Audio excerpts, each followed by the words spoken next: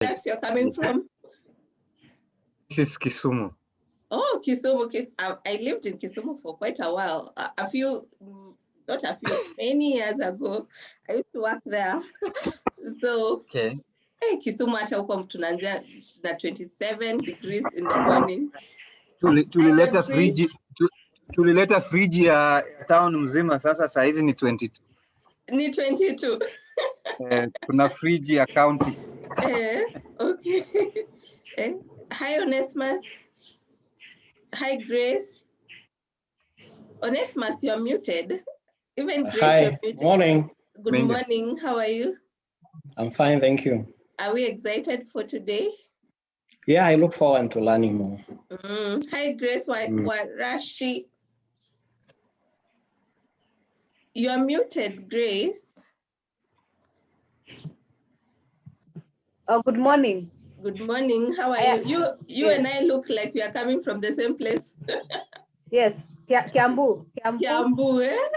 It's so cold this morning. Eh? It is minus 22. Minus 22. So we have a county heating system. It's heating it up a bit. Hi, Mercy. Yeah. Hi, Purity. How are you? You look like your hair has a bow. Does it have a bow? Yes, it does. The background is distorting it, so we can't see the beauty of the bow. But you're well? Yeah. Yes, I am. Awesome. Thank you for joining us. Samson. Hi, Samson. Hi, Purity. You look like you're in the studio, like you're so upright. No, just that today I'm working from home. Oh, you're working from home? Yeah, so the chair I'm using is not like the one I'm used to. Oh, to the office, the one you can relax a bit. Yeah. Awesome. Thank you for joining us. I see 26 of us have already logged on. So what do you think, guys? We start or we give them a few more minutes? Mercy, what do you think? I think we can start. Because I'm sure it's almost going to 10 past. Past, yes.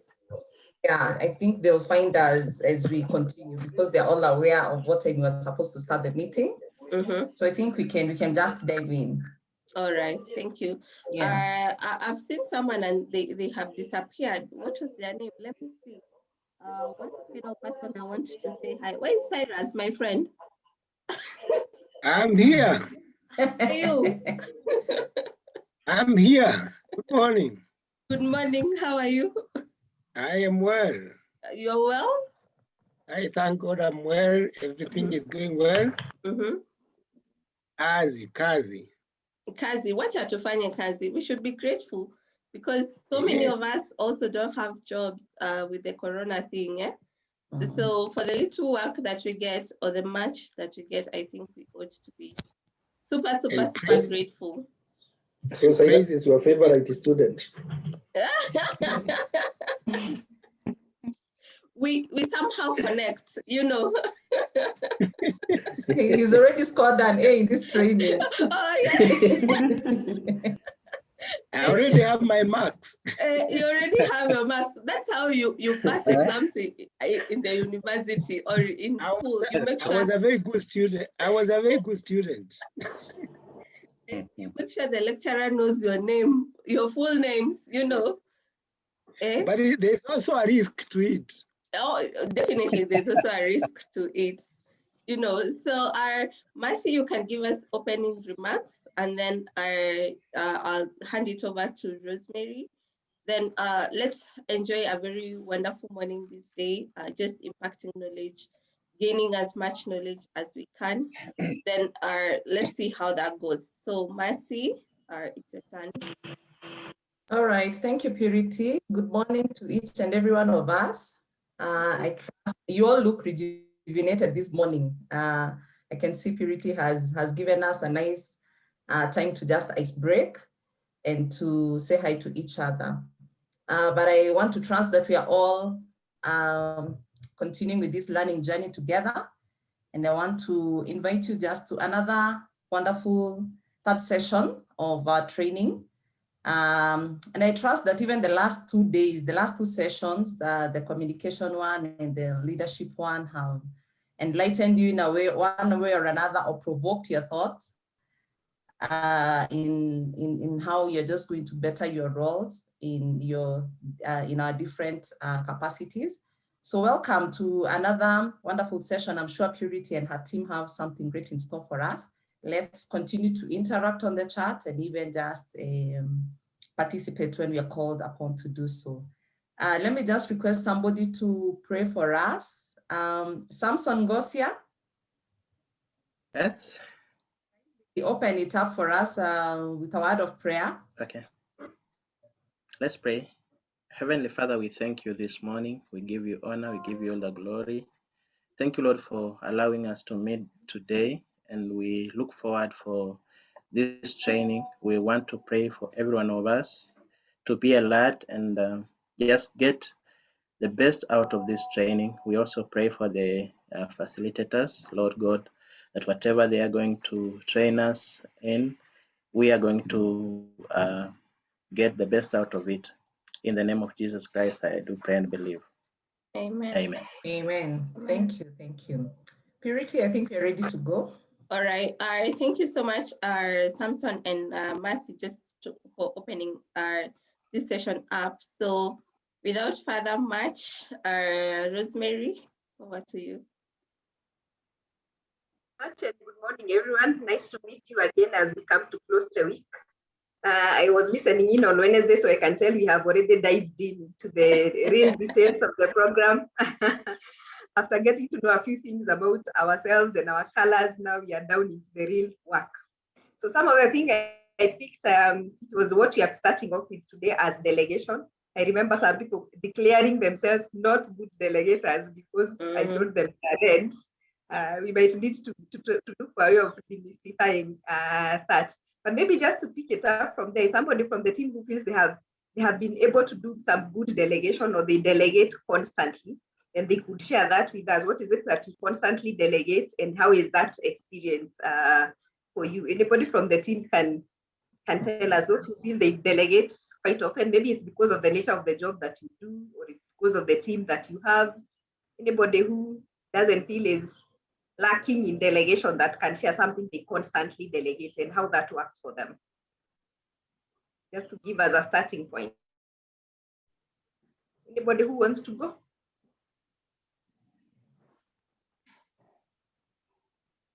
If nobody goes, of course, I'll have to pick. Shedrack, I can see you have unmuted. Shedrack Falama, you want to say something? Are you getting me? Yes, I can. Yeah. Sometimes I have to meet with community people, community leaders, sometimes with church leaders. And I have come to realize that my colleagues are good at it. So I may tell someone like Vincent, you know, we have a meeting, PSC meeting, please can you explain where we have reached? He does that beautifully. And at times I have even used GLO, my regional manager, to meet with leaders, explain what the work involves, and they do it so nicely. At times I have to go to churches, and I have asked Priska, the Maple coordinator, to talk something, and they do it. So I have learned that I don't have to do everything myself. I have to send people to do it, and they do it beautifully. Thank you so much for that. Two things I think when you say they do it very well or they do it beautifully, meaning it might not be their role, but they are really good at it. So you give them something that they are good at, it most likely also motivates you. And the second thing that you say that I have realized as a leader, I don't have to do everything. And that is what delegation is all about. It's realizing you don't have to do everything. That even if the rest of the people do it, you still shine, but they also get to do the work. I have seen our hand. Was that Cyrus? I saw a hand somewhere. I was just clapping. Oh, thank you. Yes, so Shedrack received the appreciation. That was very well put. Anybody else who wants to share their delegation experience? Thank you. You're welcome. Anybody else who wants to share their delegation experience? Edward? Yes, one of the things I personally believe is empowering people to do the things that I do. So that's one of the key things that really drives me into doing lots of delegation, because once I tell somebody or a group of people, can you help me do A, B, C, D? So as they are planning to do that, I give them some feedback and some suggestions. You could do A, B, C, D, but you let them think on how they are going to do things. By that, they are actually growing in whatever they are doing. After one is through or let's say organizing a certain event or a certain activity. When one is through with that activity, he has already gained lots of experience on how to organize such a thing. And so by doing delegation, I normally like it because even when I'm away, the staff around me, they know the system. And so even when you go, you are on leave, or you are not even there, you are not reachable, but the system is still going on. And by doing that, you are actually mentoring people in an informal way, because you don't have to be a five-sided coin, but a round coin. When it drops, it can move. But a five-sided coin, it drops, it stays there. That's my principle. But one of the things,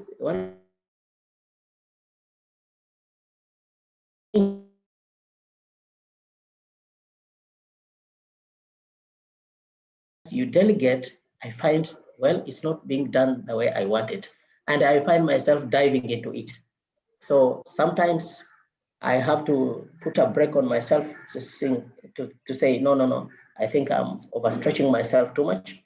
For this one, I need so and so and so to help me. But I find most of the times I find myself doing things. Then I remember, oh no, I have to continue delegating. And that's why even in the poll, I said I'm at 50%, because sometimes I do delegations.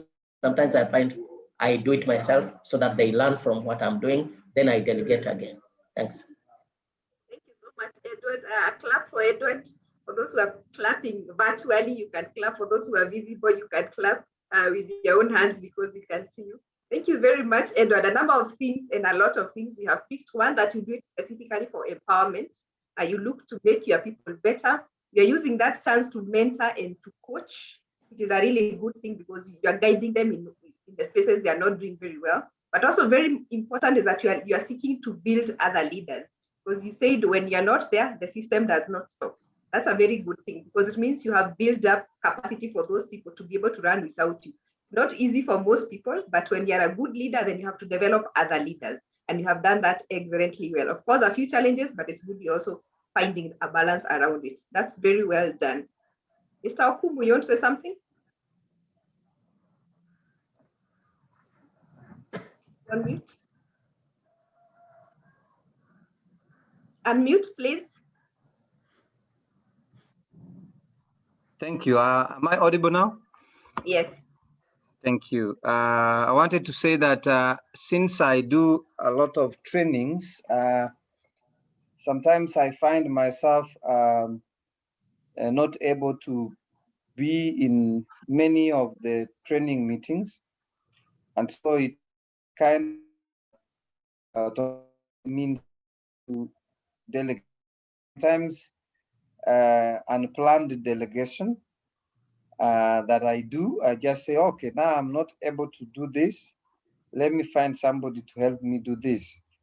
I don't find very planned, but sometimes, as Gila just said, you think of delegating some of your roles to colleagues, but then you have you begin to look for somebody to do that, and you are fearing that maybe he may not do it the way you want, and so you delegate, but you are still on his back or her back, monitoring how they are going to do it, whether the results were achieved or the outcome was really achieved. But of course, delegation comes in very many situations. The be when, as Gila said, when you are to fit in your shoes when you are not there or when you are on leave. That is one of my greatest challenges as I do delegation. So that's my experience and what. Thank you very much, Mr. Okumu. Let's also appreciate Mr. Okumu for sharing his experience. So we pick the same things. There's mentoring, there's coaching that is happening. As much as there's impromptu, what matters is that you're getting a chance to pick somebody to get to do something. And that is really important for the staff. So thank you very much for sharing our experiences around delegation. There are 3 words that we normally use a lot when we talk about delegation. 3 things we normally mention most of the time. And that is responsibility, authority, and accountability. We get to use those words a lot when we talk about delegation. Responsibility, accountability, and authority. What comes to mind when you talk about those 3 things as far as delegation is concerned? Authority, responsibility, and accountability. What comes to mind when you talk about those 3 words as far as delegation is concerned? Anybody would want to share in your experience of delegation, where do you think those 3 words come around? Responsibility, authority, and accountability. Any thoughts around them? And why they would matter as far as delegation is concerned? Yes, Mr. Biketi, Abraham.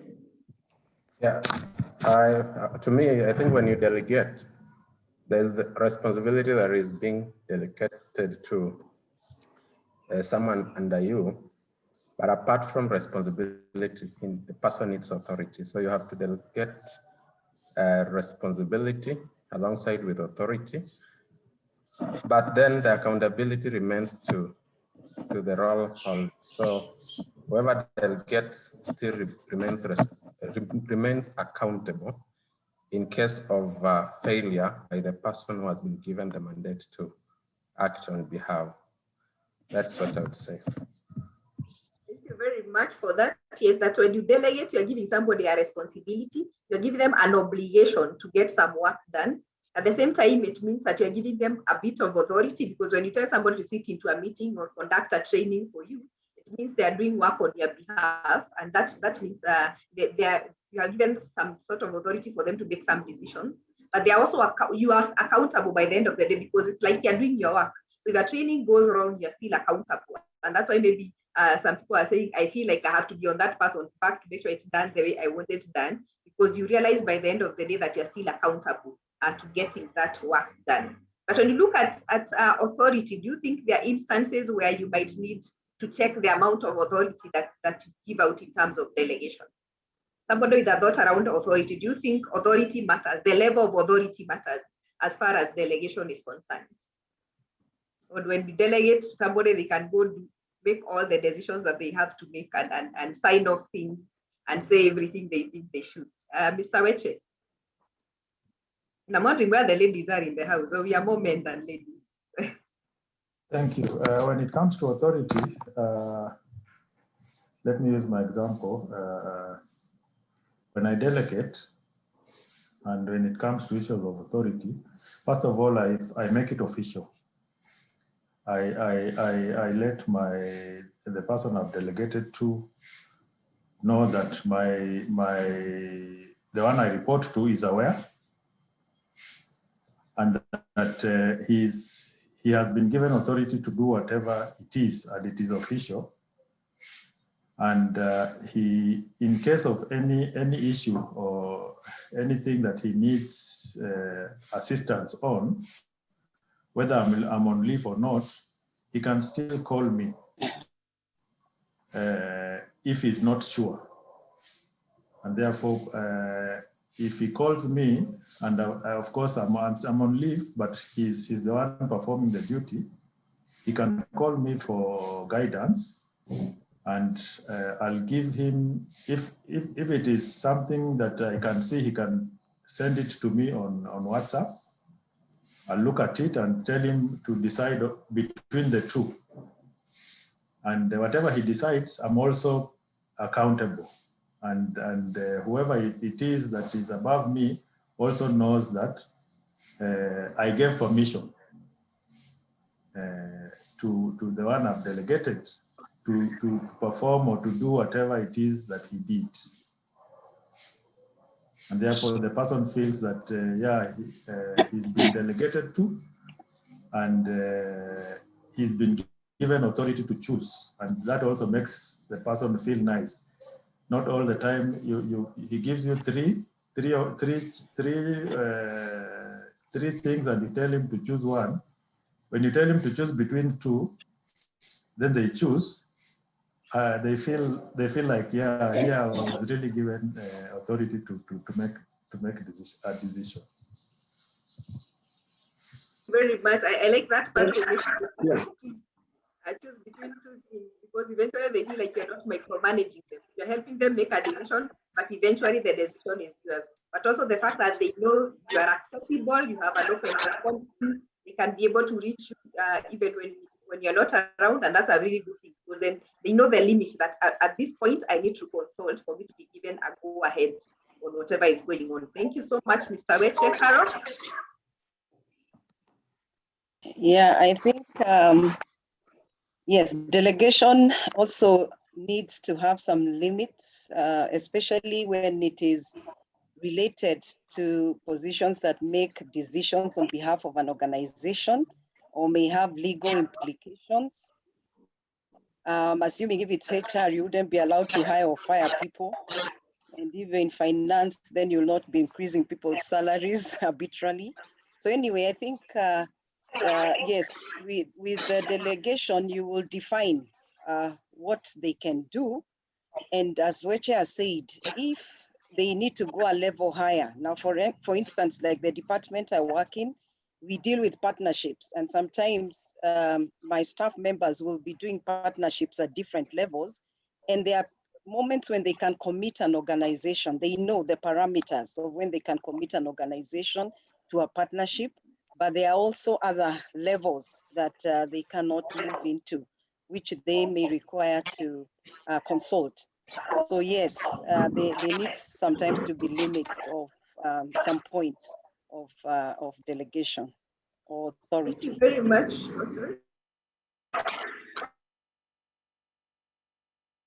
Practical that in some situations, especially where finances are concerned, so you're dealing with very risky tasks, you want to be very clear on the levels of authority that you're given on delegation. They need to know what totally they cannot touch, what they have to seek for authority to do it, and what they can actually go ahead to do it. Edward Gilo, then Ngania, you go last. Thank you. There's something I need to be aware when I'm doing some delegation. And the thing that I need to be aware first is that when I delegate a certain task to somebody, whether he does it successfully or he does it wrongly, I am the one accountable. So because of that, when I'm also delegating, it has to be in line with my job description. Because in my job description, there are some specific tasks which I'm the one to do it and nobody else. So if I may try to delegate everything, 100% of my delegation because 100% of my duties because I'm going on leave, you may find actually there'll be a blunder somewhere, or even the system might even break down, or it might not be moving because there are some specific tasks that I am the one to put my signature there for things to happen. If I don't put my signature there, then I go on leave, but things will stagnate because the person I'm delegating to, he will not have the authority to put his pen on that particular activity. For example, one of the things, if I can give a quick example, is that I'm also in charge of approving any financial requests from the project officers below me. So, but even when I'm going on leave, I may delegate some other things, but when it comes to that one, even when I'm on leave, I don't have my computer, I hook my phone so that when a request comes in, I will still approve it from wherever I am so that the system does not stagnate. And so with that, there are some of the things, even apart from finances, there are some activities whereby you may delegate, go somewhere, meet so-and-so, do this meeting, do ABCD, but there are some critical decisions that need to be met, and you are the one to give direction, whether the person you have delegated, the person you have delegated, he might not be in a position to say yes or no. You are the one to give the authority, because any mistake he will make, I am the one accountable. So even as Carol said, even when you are delegating, there are some limitations. So that's the experience I can say. Thank you so much. And I think the takeaway you're taking there is that there are things you should never delegate. There are things that are so risky, especially some financial approvals, like you're saying, that even if you are at home, somebody you'd have to find a way of either electronically or whatever means for you to be able to make that approval. So as much as we are appreciating delegation, we have to realize that there are things that you would never delegate because of it's a critical decision, or the risk involved and the implication that it would have on the organization. It would be very, very huge if you handed it over to somebody else. And of course, like you said, it has to be within your job description, because eventually you are accountable for it. Finally, Ngania. I lowered my hand as soon as I realized that I had delegated my answering to Carol. Okay. That's okay. I didn't want you to be left out, so that's why I wanted to make sure you get to say something. But I think in summary, what you're realizing is that delegation has responsibility, has accountability, and has authority. But one of the critical things you have to think in terms of your principles of delegation is the authority, because you have to know what somebody can do without consultation, what they can do and then let you know they did it, and what they totally cannot touch unless you tell them to touch it. But also having that open door policy, or that accessibility, that somebody can actually be able to reach out to you and check how things are unfolding. So before we consider ourselves not to be good delegators, I want us to do a short exercise just to check our level of delegation, if I may call it that way. Have a small questionnaire. Purity, confirm if it's visible. Yes, it is. Okay. So I'm hoping we have a pen and paper or something close to that.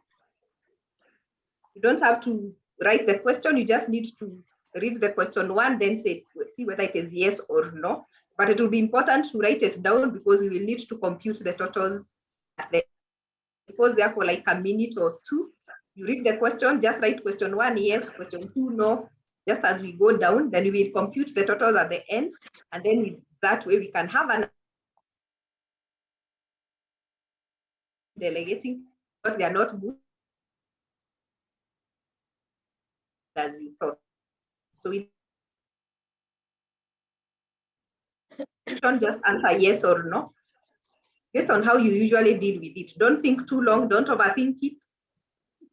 Just whatever comes to mind first, put it as your yes or your no. Remember to put the question number and the yes or no for ease of computing at the end.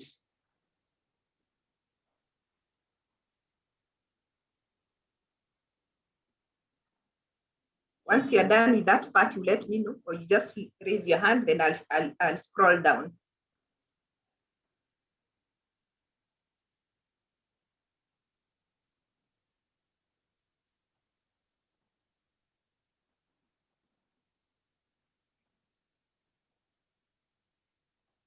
The Samuel in it.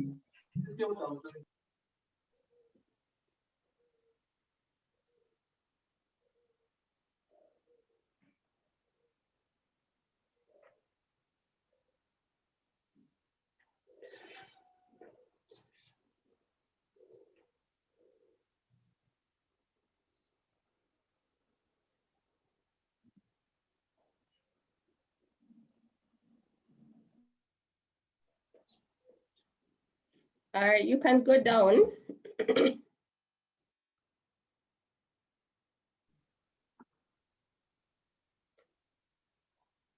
Okay.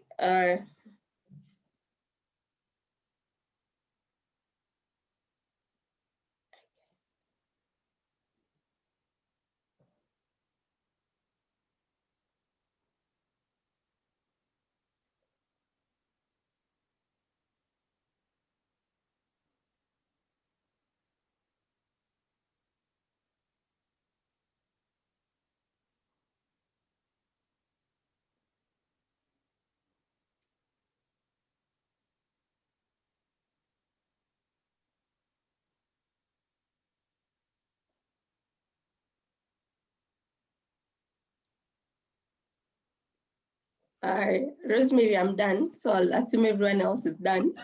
Yeah, I think everybody can keep your speed. Yes. Okay. If you're not Not done. yet, not yet. Yes, sir. Oh, okay, thank you. Kidogo tu. All right. Purity is taking us on a marathon.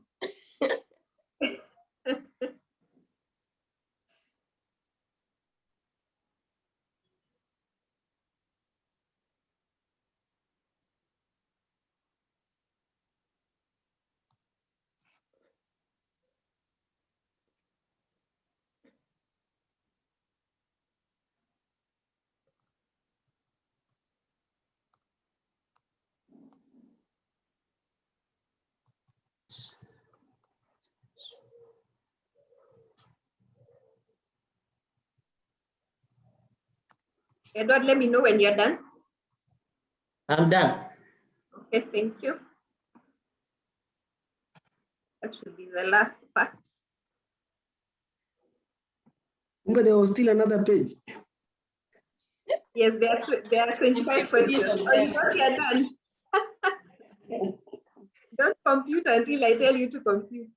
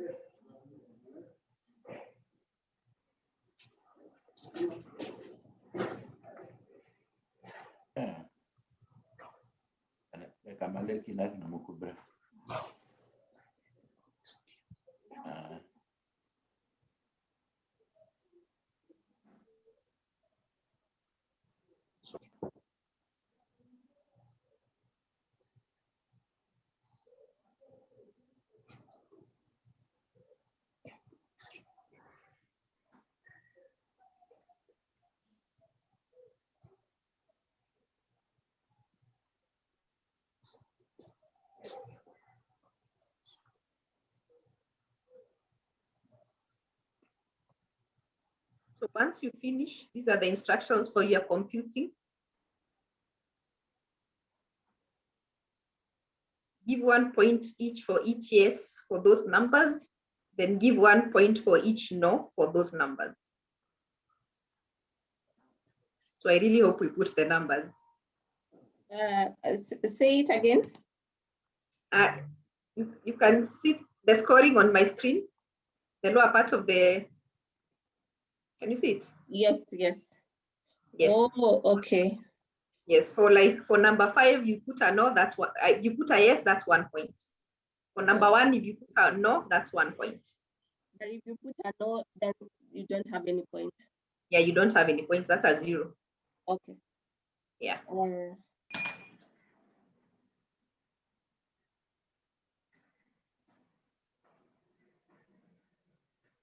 Sorry, come up again. We give? You see, read where there is scoring after the questions. You can see a place written scoring. Okay. Yes, yes. Just follow that. Sorry. Yeah, just go back to number 13 to 15, please.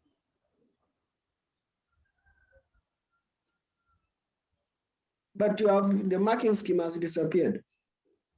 Oh yes, so I need to pause there for a minute. Somebody has a question. Jeremiah. Yes. Once you are done, you Yeah, once you're done, let me know so that we go back to the marking. Rosemary. Yeah.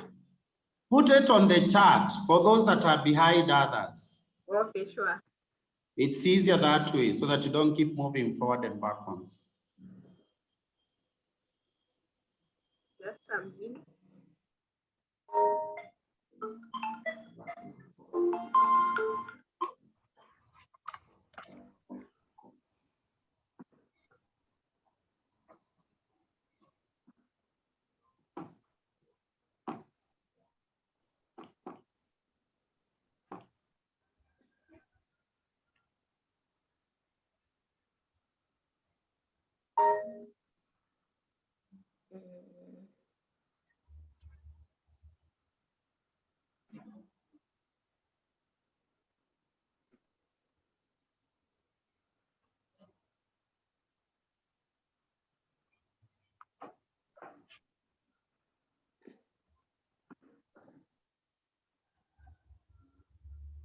Number 12.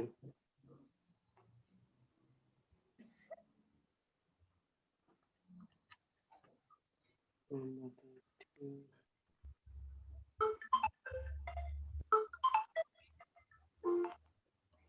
Number 14. Number 15. Number 16. Number 17. 18 is missing on the answers. 18 is missing. 18 hakuna, lakini it should be yes. Somebody has the marking scheme already. Yes, it should be a yes. So if you put a yes, then that's 1 point. Yes, it should be yes. Thank you for that observation.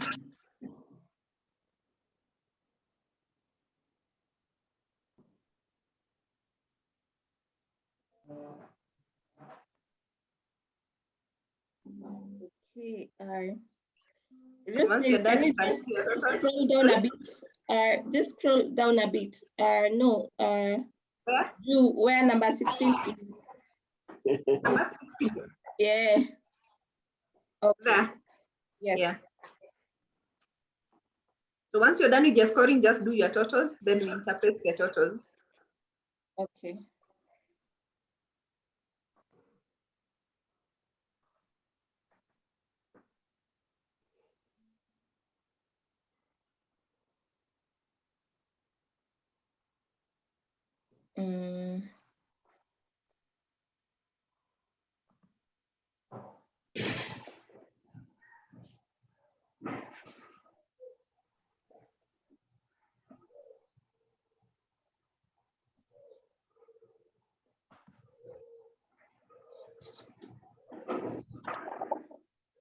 Sorry.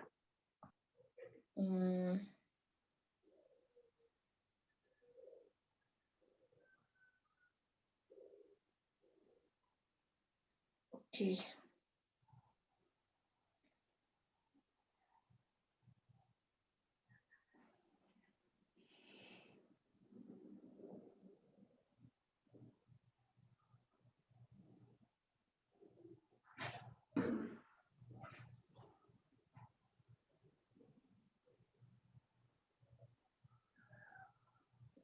One, two, three, four, five.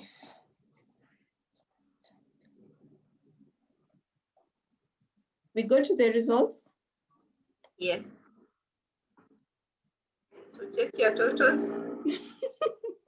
20 to 25, that's excellent. 15 to 19, that's maybe what we call satisfactory in performance management. Then below 14, that would show delegation is your weakness. So Purity, you can be doing for us a poll with those 3 levels, then we see where the majority are. Sure. All right, just hold on.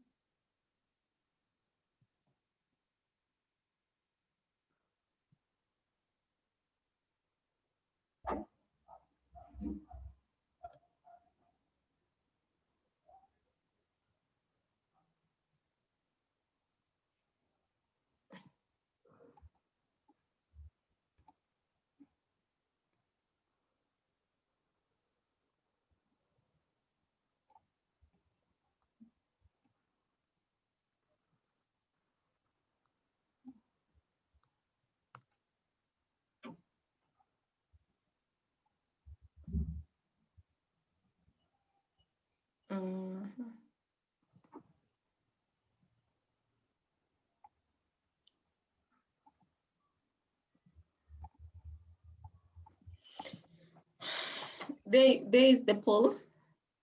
Yeah, kindly fill in the poll so that we have an idea of where the majority of us are.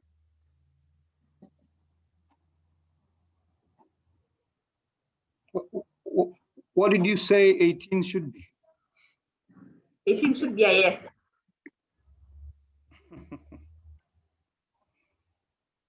Okay. Now, Okumu, you score the 18 and then you now see whether it is a yes or no. The yes was a bit last one. We are giving him leakage. Magoa was not here. He has noted that. The people who are going to get an extra score. Give them leakage. So after the yeses and the nos, how do we add up? I'm hoping my screen is still visible. Yes, Can you see the scoring? Yes, it is. But yes, we but can. now are these all the totals for the yeses and the nos? Yeah, wherever you scored a point, you do the totals for your points. Wherever you got a point, you add all of them. Or you simply tick, and then when you have ticked, then you just. Oh, okay, I get it.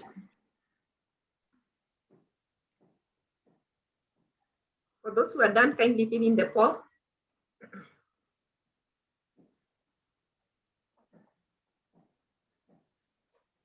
I didn't do the poll. 34 of us have already answered the poll. 10 to go.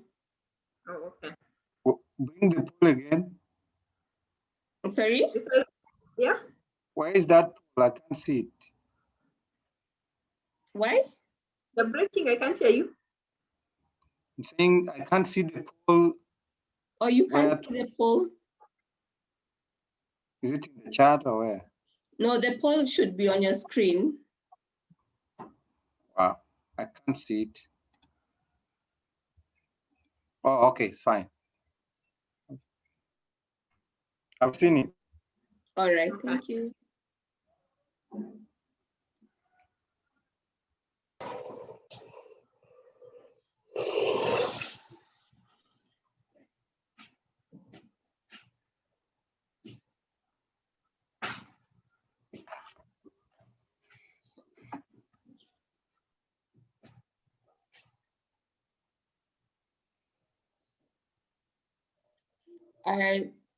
Seven more people have not answered the poll, but I think that is enough feedback because we are at 84%. There are the results. Right. So 55% are 15 to 19. That means our delegation skills are adequate. It's nothing special. If you're striving for excellence in leadership, you need to do better than that. But it's easy to correct that deficiency. You just need to review the questions that you missed where you did not get a point, then take appropriate steps so that you will not repeat the same delegation mistakes. At least we don't have people below 14, which is a really good thing. It means at least we are adequate, and then we have a good 45%, which is also pretty a huge number, who have excellent delegation practices. That means it helps a lot in the efficiency at work. It improves morale of the team that you work with, because delegation is a good tool for improving your morale. Because it also means you maximize your effectiveness as a leader, and you're helping your team to develop full potential, which is a really good thing. So to help us finish up with that, Purity, you'll give us some groups where we get to discuss our delegation challenges. Yes. How many so groups do you need? What would be more effective based on the groups the number of people we have? We have 46 on the chat this morning. So I don't know, like the other time we used 10 per group. So that was about 4 groups. So we can do maybe 8 so that we do 5 groups. Okay. So okay. You want to explain what they want to do first? Yes, I was saying each group to discuss at least 5 things that he does your delegation, or that is challenging, or the challenges you experience around delegating, and what you think are the solutions or the probable solutions to those challenges, so that we see how do we improve from us being average or adequate delegators to excellent delegators. What are these things that we are struggling with, and what do we think we can do about it for us to be able to become excellent in our delegation? So that's a group work that we have. So how many minutes? 5? 5 is too kidogo. Edward, how many minutes do we want for the group activity? Okay, maybe 5 things. 10 minutes. 10 minutes. Okay. All right, and when we get to our groups, make sure your cameras are on so that your team members also get to see who they're talking to. So I've allocated 5 groups of about 8 people per group. All right, let's go to our groups.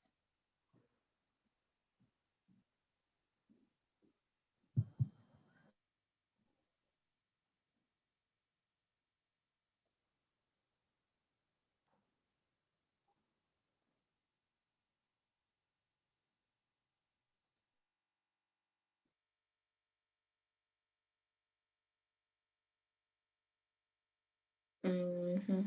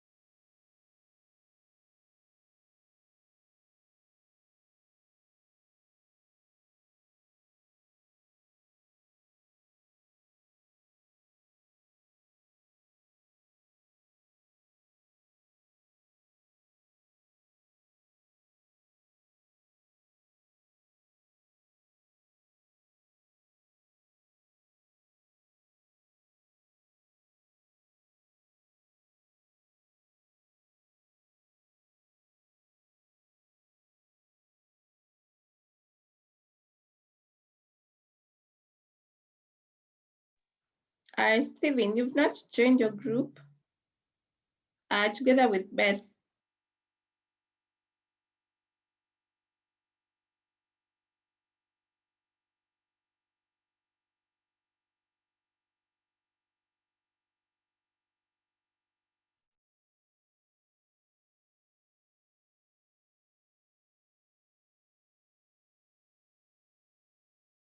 Kindly, if you can.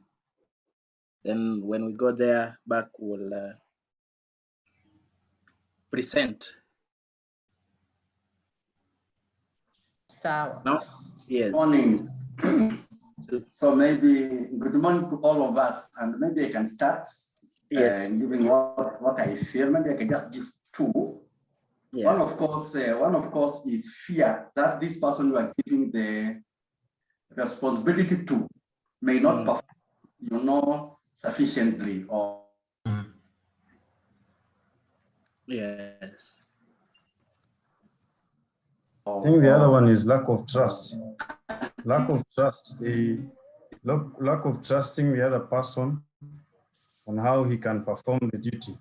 Yes. So that's also another part. Right. And sometimes the other one I wanted to talk about is sorry, then I can go. It's on insecurity. Of course, this one is not in between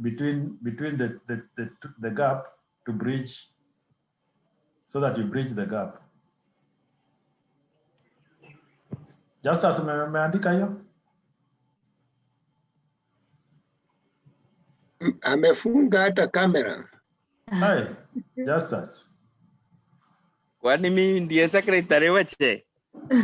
Ndio. Si Mwenda alisema hivyo? Ai, sikusikia. Oi, pole. Kwani haya ya kwanza ulipata? Hapana. Hai. Ilikuwa gani? Okay, I can write. Yeah. Like lose of power. Fatuma, rudia wasikie. Is he a suitable person to delegate to? I am also doubting that. He can learn on the job.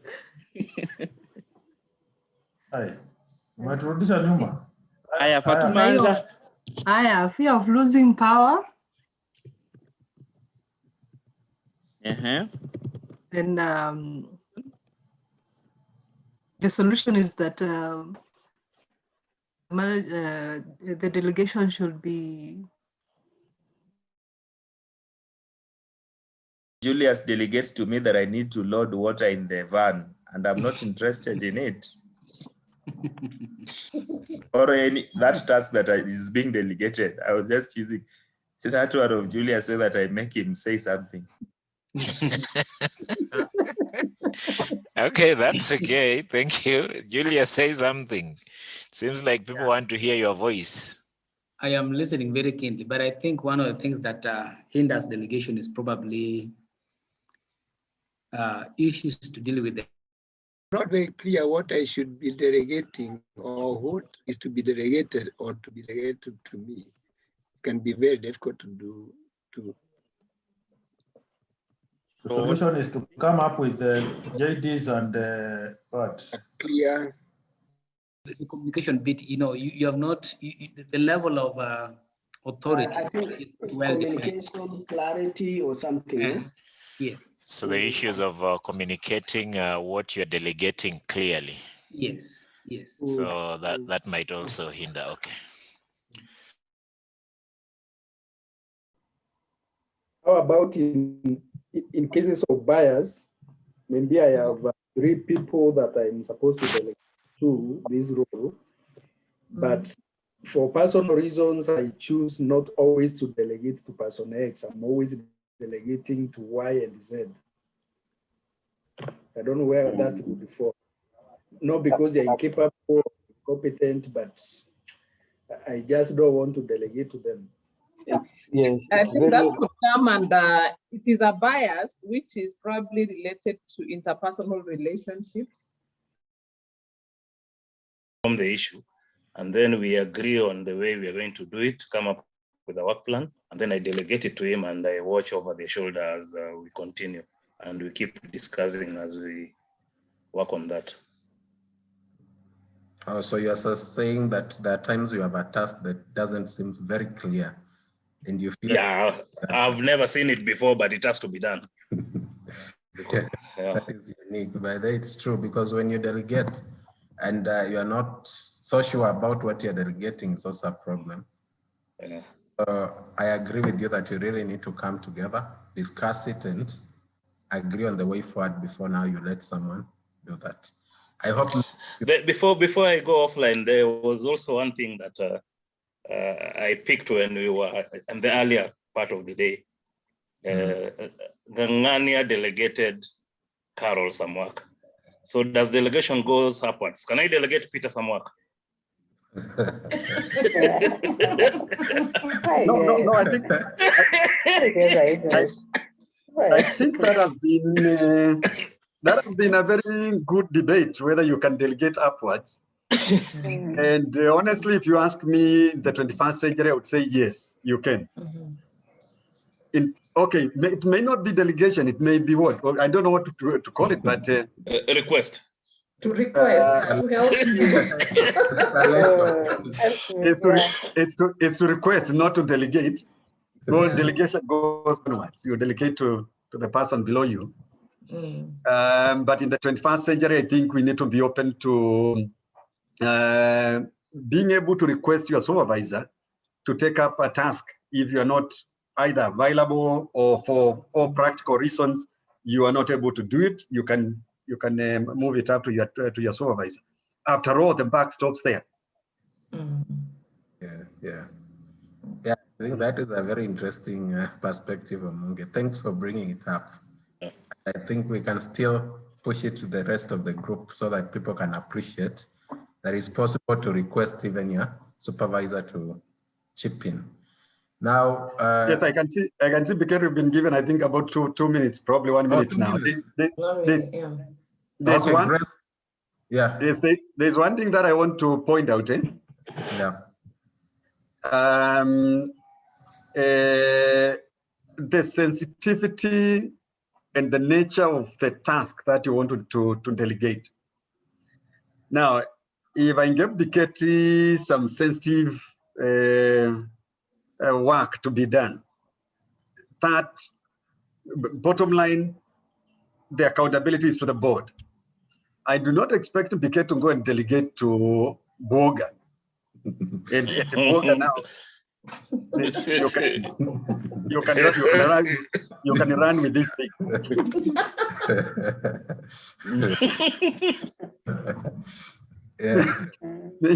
maybe that is an extreme, but when you see what I mean?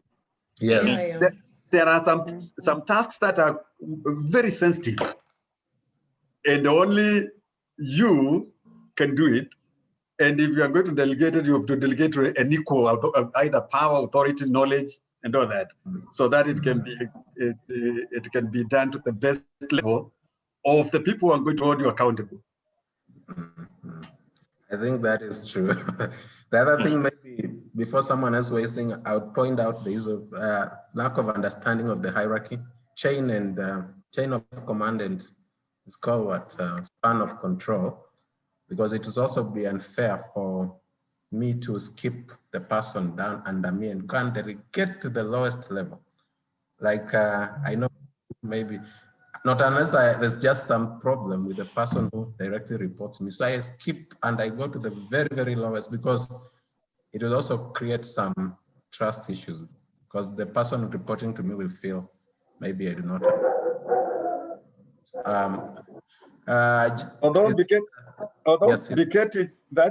That's debatable, because if the person below you, and especially now picking from Grace, the person is there, you are not employing authority, you cannot remove them, you have trust issues with them, or they cannot be able to perform to the best of what you would want to see. What do you do?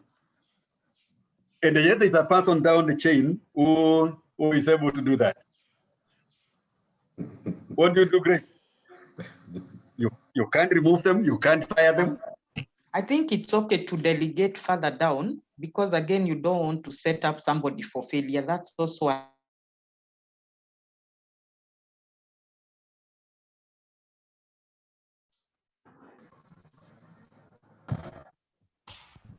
What's happening? We are back. We are back together. The 10 minutes were very small. The 10 minutes. Like 5 minutes. The main room.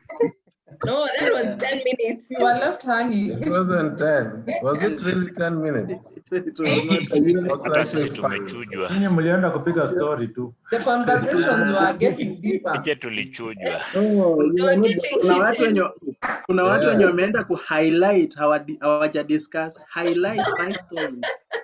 Tulikuwa tuna peel off the mask. Unajua, if you put a group of people together who cannot delegate,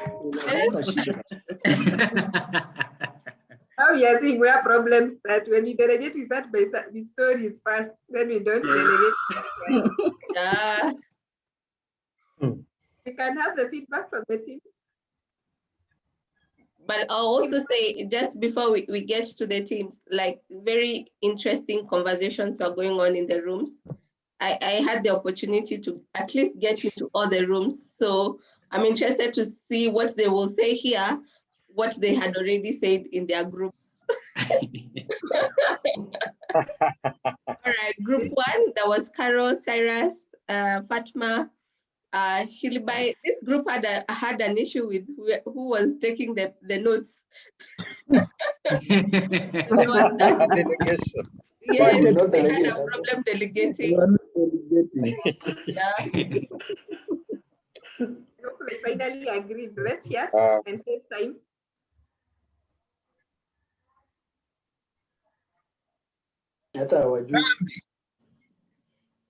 Okay. They still have going.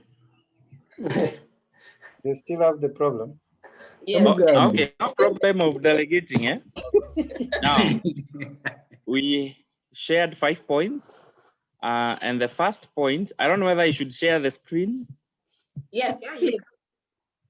Yes, let's share the screen so that it will be easier for everyone to see what we said.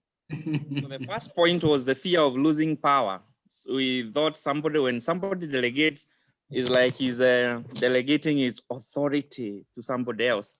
And so that can be, the remedy is building trust among the team members. The second was there is a skills gap that can be when you want to delegate with a matching skill that you can delegate the role to. And so the remedy is building capacity for the existing staff members And where building capacity fails, then we recruit to bridge that gap. And then the third point was lack of clarity of roles, or what we can call role overload. And the remedy is the HR to do very clear job descriptions and maybe unclog some of the many tasks that people are given. Yeah. And then the fourth challenge, the fourth reason why we don't delegate is because of leadership behavior, or leadership styles. So some people, some leaders, the way they've been brought up, may find it difficult to delegate. And of course, even other leadership styles, there are people who do it themselves, and so the remedy is to train that person and also to have that person mentored in his role. And then the last was, there are some roles which are specialist roles, like the role of Okumu. Okumu, can you raise your hand? Okumu may find problems delegating his role of consultancy. Yes, that is the Okumu I'm talking about, because he's a specialist, he's a consultant. And so he cannot find an assistant for that matter, unless he delegates horizontally. That's the terminology I've had. He cannot delegate down, or he doesn't have colleagues, to assist him. And so the remedy for that is outsourcing such skills. We find consultants from other organizations who can come to Chuka and check some books. So that was our discussion. Thank you. Great, thank you so much, Group 1. Mr. Okumu, do you want to confirm or reject that motion? Yes, I want to say that if he's saying that my role I can't delegate to my juniors, then that's true. But I have colleagues that I can delegate to if I'm not able to perform, to go to a project and do consultancy. There are other consultants that I can, only that I have to do that in advance. Thank you. Thank you very much. We just wanted to be sure they have not given you a position that is not true. Cyrus, you wanted to say something? No, I was just clapping for my group. Oh, thank you. It's always good to clap for your group. Group 2, there's Catherine, Edward, Felix, Janet, Julius, Ngania, Tobias, and Zaka. Okay. For group 2, the first point was capacity. And we said the solution to that is building capacity of both the delegator and the delegatee. The second point was untrustworthiness. So for that, we said as the delegator, you need first to be trustworthy to the team so that they're able to trust you, and now you're able to delegate. Then there was past experience where you delegated and the work wasn't done as expected. The solution to that is taking corrective measures, finding out why the work wasn't done, and then working with the person so that next time when you delegate, it is done. Then number 4, sensitivity of information or classified information. That one you said you can't delegate. Then number 5, you said lack of interest by the delegator. Office politics and communication. We didn't discuss the solutions to that. We ran out of time. Somebody wants to help them with a solution. How do we deal with office politics and attitude of the delegator? Maybe whoever raised the point had an idea. So we can't leave it hanging. We need a solution. Anybody from the team who wants to elaborate it? 2 members. Save yourself. I wasn't in the team, but maybe office politics may be resulting from lack of communication. So the office needs to be communicating things as soon as possible, because if you don't communicate, then you allow maybe the politics to come up Therefore, maybe one solution is it quick and fast communication? Thanks, Ruben. Anybody else who wants to add up to that for the team? I wasn't in that team, but I'm just thinking that maybe to cure politics is to have cohesiveness. So maybe a lot of team building so that there is a lot of trust that is developed and people get to gel and know each other better. Very true. Catherine, thank you for that. Onesimus, that's the last one, then we move to group 3. Yeah, some of the office politics may come up when there are some conflict. So there should be some good channels of conflict management within an office or within an organization. And this one will take care of that, the office politics. Thank you so much. That's also a great solution. So I hope that group gets it. Communication, gelling, the team group, team building, and then conflict resolution so that people can easily gel and build more trust. Group 3. Thank you, Rosemary. Yes. Okay, thank you. So these were our hindrances to delegation. I'm glad group 2 mentioned one of our points. That's the confidentiality of the task, and you said there's nothing you can do about it. It remains with you. The second point was the timelines, where the assignment could be urgent and you feel delegating will take even more time. And we thought what you can do is plan ahead of time, be organized, know when this should be done.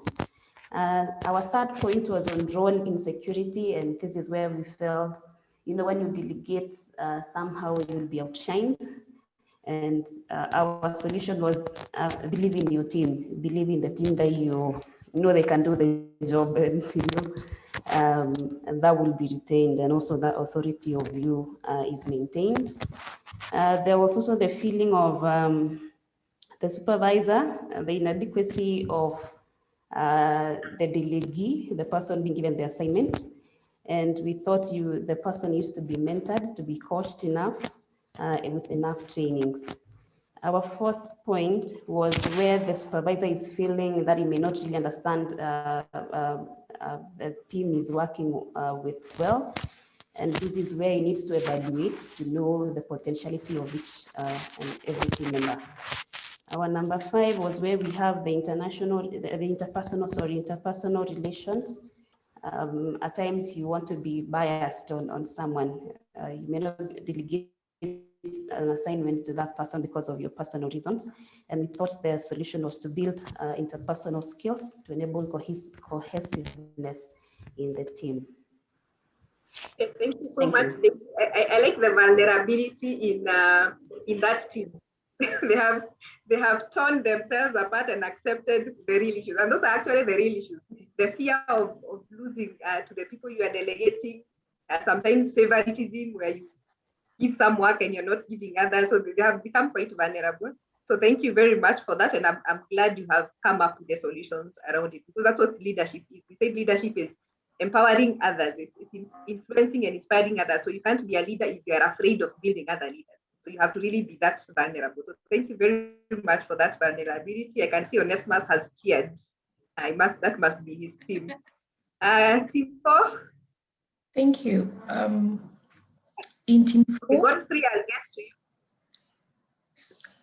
Okay, these are some of the factors that we saw that are a hindrance to delegation, and I'm glad some of them have already been mentioned, but I will only mention on the solutions. For example, a factor like lack of skills that has already been mentioned, the solution will be on training, on-job training, and then an issue with trust, the capability to deliver. The solution is to build trust by allowing them do the tasks at a go and also have an open communication. Another factor was the unknowns, especially in areas that experience dynamic changes, for example, in IT. The solution is to sit and deliberate the issue and then go ahead and delegate. A very interesting factor is upward delegation. And I would love to hear Ngania's opinion on this. Is it possible to request your supervisor to do some tasks? For example, Ngania, can I delegate some tasks to you? When we are in a function and I ask you, Ngania, please carry this chair to this place, or please do this, I would love to hear your opinion on that. And also another factor is sensitivity and nature of the task. And the solution is to delegate to equals. Please, my team members, you will help me if I've missed something. And an interesting one that we were cut off before we finished is the chain of communication. Cyrus, are you there?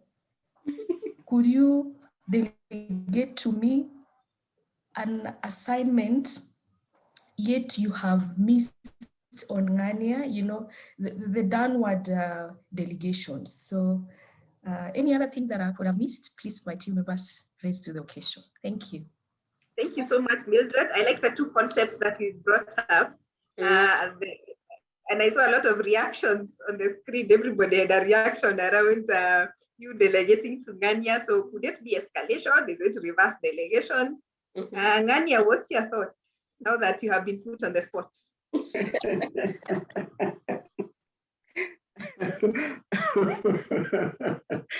Mildred, so anyway, let me respond.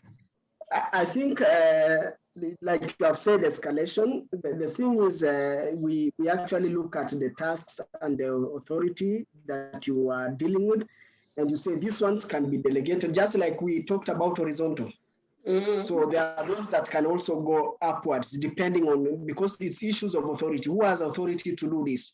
So there are things that, from my perspective, it is Cyrus who can take up the authority. Is my immediate boss. So that if, for example, it is approval of funds, the example that Gillo had given, where you go out and you still have to do by phone. But my issue would be you do it upwards. I mean, you take it to the person who has the authority to do that, if there is that possibility. So that if I know that approval of, let's say, funds or expenditure, if I'm not able to do it, then I know, of course, there's somebody above me who can be able to do that. So for those kinds of tasks, I can delegate it, like you say, escalating it or something like that, taking it up. That's the same way we're talking about the horizontal kind of delegation, so that if you have somebody at your level who can do those tasks, then you can delegate. It also means that when you are doing delegation, you actually look at the tasks and say, and the authority, and say, these ones I can do it downwards, these ones I can do it, and that of course means that Mildred cannot delegate the task of carrying a chair to Ngania. It can't.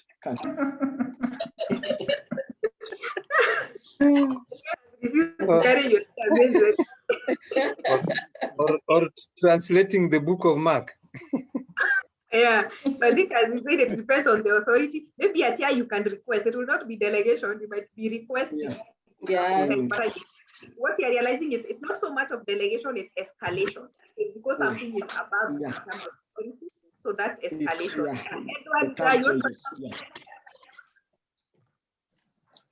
Group 5. I can chip in there. Yes, as he said, there are some few things that you can actually tell your senior to do if the advantages of doing it himself is better than anything else. I can give an example. I have one of my seniors is right here in this forum, and we were together somewhere, but and I was the one driving. But since I am not good at driving at night, I told him we are leaving this place, Hola, to Kilifi, and we are going at a good speed. But since I know the road myself in this area, I will drive with my good speed. But when darkness falls in, you will drive.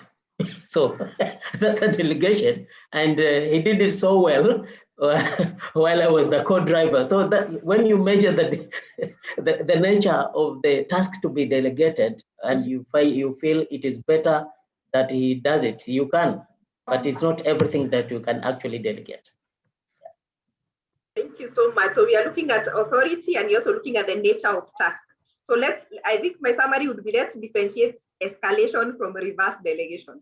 Escalation is okay, reverse delegation can actually be bad. If you allow your subordinates to send things back to that they are able to do, that is their role, then you start doing their work and you'll miss out on doing your work. And you'll start making good use of you by doing less work as you do more work. So avoid reverse delegation unless in extreme circumstances where maybe something is urgent and there's nobody else to do it, but escalation is okay. Godfrey, I haven't forgotten you, something you wanted to say? Mine was a small one. How do you deal with workaholics?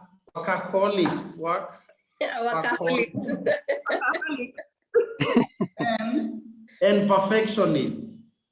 Workaholics. Or lazy people.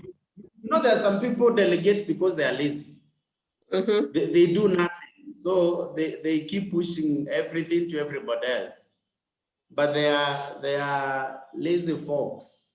And there are those other people they can't delegate because, I mean, they got to keep working. Yeah, so we have both extremes, the workaholics and the lazy people. So we see, I hope there is a team that would mention that. So we'll keep that in mind. We were on group 4, Purity. Or 5? Group 5, actually. Okay, group 5. Okay, group 5, I'll just mention some of them have already been said. Okay, one of them was fear that the person will not perform effectively, and also fear of disappointment. Maybe you had already delegated before and you were disappointed as people didn't do what you expected. Then the other one is lack of trust. The other one is insecurity, which is common in management, not necessarily in our organization. Then there's maybe the person that you want to delegate to is unwilling to take the task. That also can hinder. And then there is also the unwillingness from you who is to delegate. Maybe you are not willing to delegate because you do not want the other person to know the advantages of your position. Maybe there are some things that you get in that position and you do not want the other person to know. And then there's also unfaithfulness. Maybe the person under supervision needs to be under supervision to work. So if this person needs supervision and you are going away, you delegate to them, definitely they will not do the work. And the other one can be lack of skills or knowledge for the particular task. So solutions for fear is that fear must be conquered. Then for trust, you need to trust your team members so that they will perform.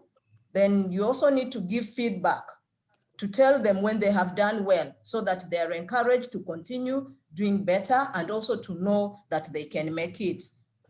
And then the other thing is the organizational thing whereby people should be trained, as it has been mentioned in other groups, people should be trained to be able to work in the particular area. And before we finished, we were time out. That's where we agreed. Thank you. Okay, clearly 10 minutes was not as much as we thought, but I like the one thing you have added on feedback. Feedback is very important in delegation. If you give somebody work, have the courtesy to get back to them and let them they did a good job. And if there are things they can actually do better, then let them know what they can do to improve next time. That is also a motivation. Otherwise, people feel like you're making use of them to do your work. That's really good. I think now the final group. No, that is it. That was the only 5 group. Okay. So can we think about workaholics? Put your comments on the chat box around workaholics because we are running short of time and it's a Friday. People don't want to be stuck here for the longest time. So the other 2 items we are talking about is control and coordination, mentioned as functions of management. So when you talk about control, what comes to mind as far as management is concerned? What rings in your mind when you talk about control? What is this that we are controlling and why do we need to control it? Somebody who wants to tell us something about control? Why does it matter and what is it all about? When you talk about control, what are we talking about? I look for people who haven't talked. Everybody has, because it's a Friday. There's one Msaswabi. I'm not so sure if that's your name. That is his name. Sorry? That is his name. That is his name, Musaswa Boniface. Yeah. Oh, that's a full name. Boniface. Okay. Please. Can you hear me? Yes, we can hear you. We also want to see you. Okay. Awesome. Can you now see me? Yes. Okay, you are asking something about control. Mm. In my opinion, when we talk about control, is when you don't go excess and you don't also underdo what you are supposed to do. So you will do it according to the expectation of what you are supposed to do. That is what I can say. Okay. Thank you very much for that. So I think basically what you're talking about, did I see a hand? Oh, Weche? For me, I would say control, of course, has to be there because as a department or as an organization, there are goals that have been made. Therefore, to minimize deviation, you really have to have control. There may be some standards that have been set, and therefore, without control, you'll find that things are not going as they should, or you're not achieving the goals that were set. Thank you so much. Abraham, that's the last one. I'm trying to save time because I can see today people have a lot to say.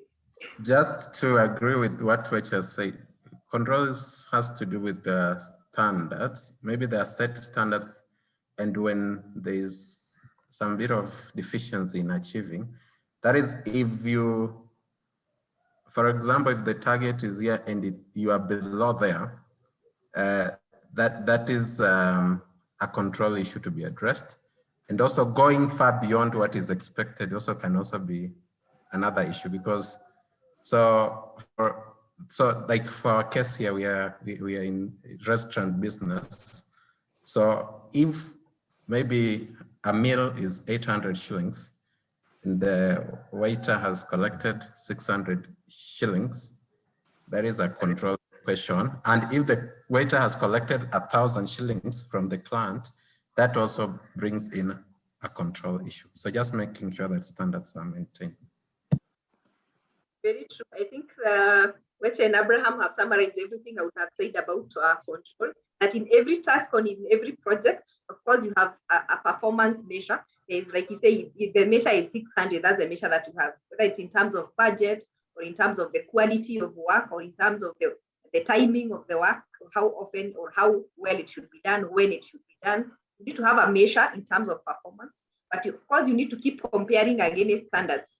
What have we scored against what we had said to do? We have to do this in 2 days, and we have done it in 1 day, or have we done it in 3 days? So once you have measured your performance, you always want to be able to compare that against the set standards, then identify the deviations. Are we short or have we overshot what we are supposed to have done? Are we low in quality? Are we low in cost? Are we low in time? And then once you identify the deviations, of course, you need to figure out why do we have deviations? Why are we not doing things on time? Why are we not doing quality work?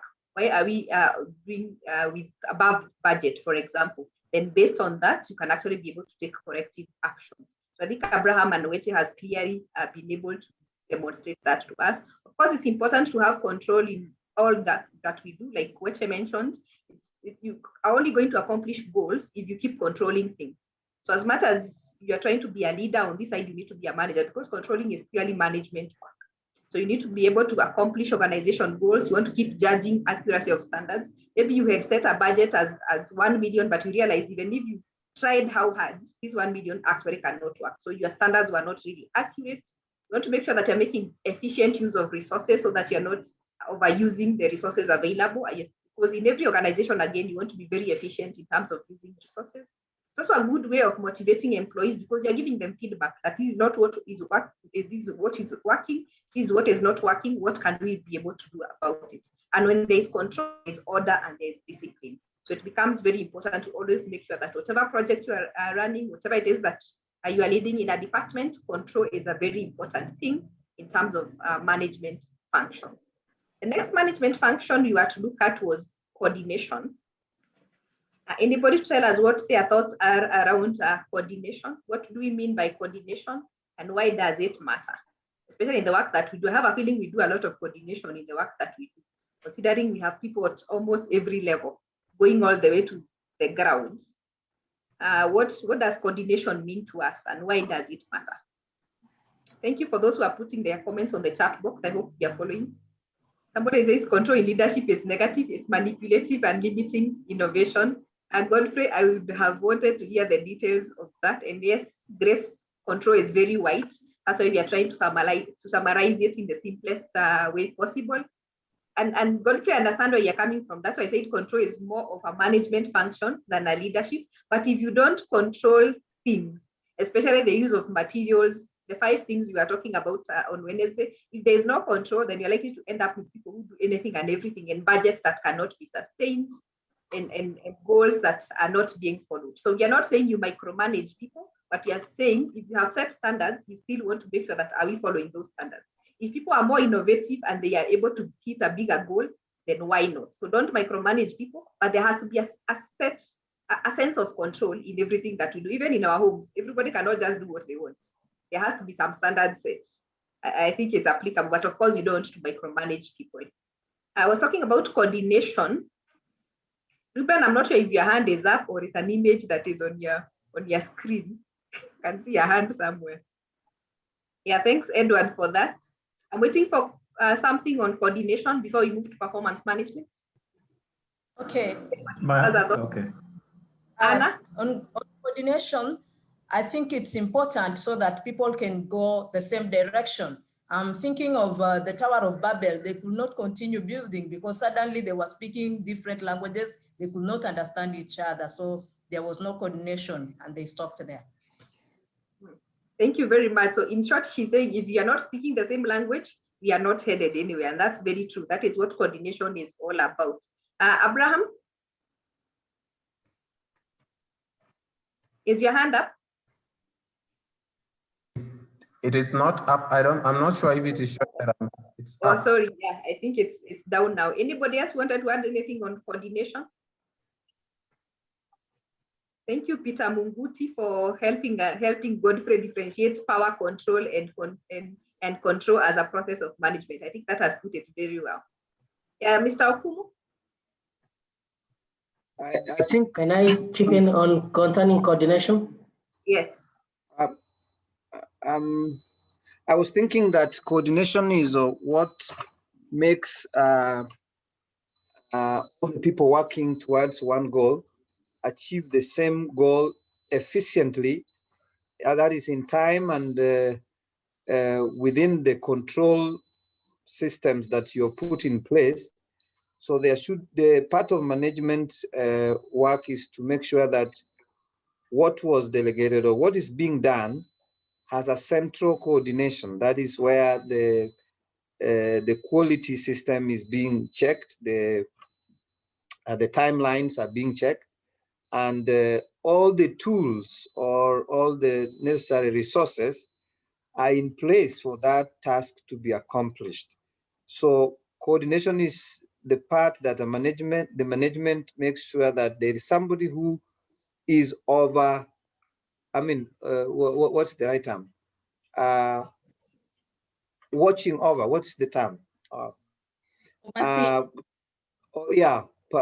Supervising or overseeing that all the people who are doing this task are working towards achieving the same goal and within the parameters that are. Very, very true. So I like the word that we want to make sure they are harmoniously working and towards same goals, because that is what coordination is all about. And can see Tobias saying coordination helps the different parts work as scheduled to make sure that the organization runs well. That is very, very true. And Stephen says coordination enables the various departments of the organization to work together in order to achieve its goals. So basically that's what we are looking at. And I like Tobias' addition of various departments, because all departments are interrelated. At some point, we are all interlinked somewhere. And if we don't work in sync, like Godfrey has said, it is making sure that all units are in sync. Actually, that's a good word to use. If you don't make sure that all the departments are in sync, then you cannot be able to work very well. And thank you, Grace. So the different parts of the body needs to work together smoothly and efficiently. So I think that totally describes what coordination is all about, because we need to harmonize things. We need to make sure that we achieve the goals that we have set. We need to make sure that all other managerial functions are all coordinated. Like somebody meant, if you're delegating things, if you're planning, all those things need to work together. And because there are a lot of interdependency in various functions or in various departments, then you have to always make sure that we work together. And as Abraham has said, eventually then we create synergy, which is a very good thing to have in an organization. So for you to have effective coordination, a few things to remember, and most of these things have been mentioned before. You of course need to have very clear goals. Everybody needs to understand their parts, because if everybody understands what they're supposed to do, then coordination becomes far much easier. There has to be cooperation. People need to voluntarily be willing to help each other, especially when sometimes you have to do a task that is beyond what is expected of you or what is in your job description. So if people cooperate, then coordination also becomes far much easier. You need to make sure that you have some harmonized policies and procedure, because it is good to have guidelines in terms of who makes the decision where, like Okumu said, somebody who is overseeing things. So there has, for harmony to be there, we need some guidelines in terms of who makes the decision, what goes where. That kind of description in terms of what should happen at what time is very, very important for you to achieve good coordination. Sound organizational structure. I think when you're talking about delegation, some people are saying some things are not clear in terms of responsibilities or authority. For coordination also to work, we need to have very clearly defined authority and responsibilities. Otherwise, you are going to have a lot of disputes where people feel like they are overstepping each other's zones, so to speak. So each level needs to be clear. Every person needs to be very clear on what they're supposed to be. But of greatest importance is a communication system. Because for things to be coordinated, for us to be in sync, we have to be very clear in terms of understanding of organizational aspects. Where do I fit in? Where does the other person fit in? What exactly am I supposed to do for me to make the other person's work easier? So there has to be a lot of communication and mutual understanding between individuals and different groups or different departments for us to be able to understand what every person does, where every person fits in, so that we can all be able to work out better and more smoothly. Mr. Eli, you have something to add before we go to performance management? Yeah, I just wanted to seek your indulgence so that it could be more home than it could be home. I think I like the contribution of people who are bringing examples, not really mentioning names, but making it to be more concrete. Because here is a Bible translation organization with projects scattered.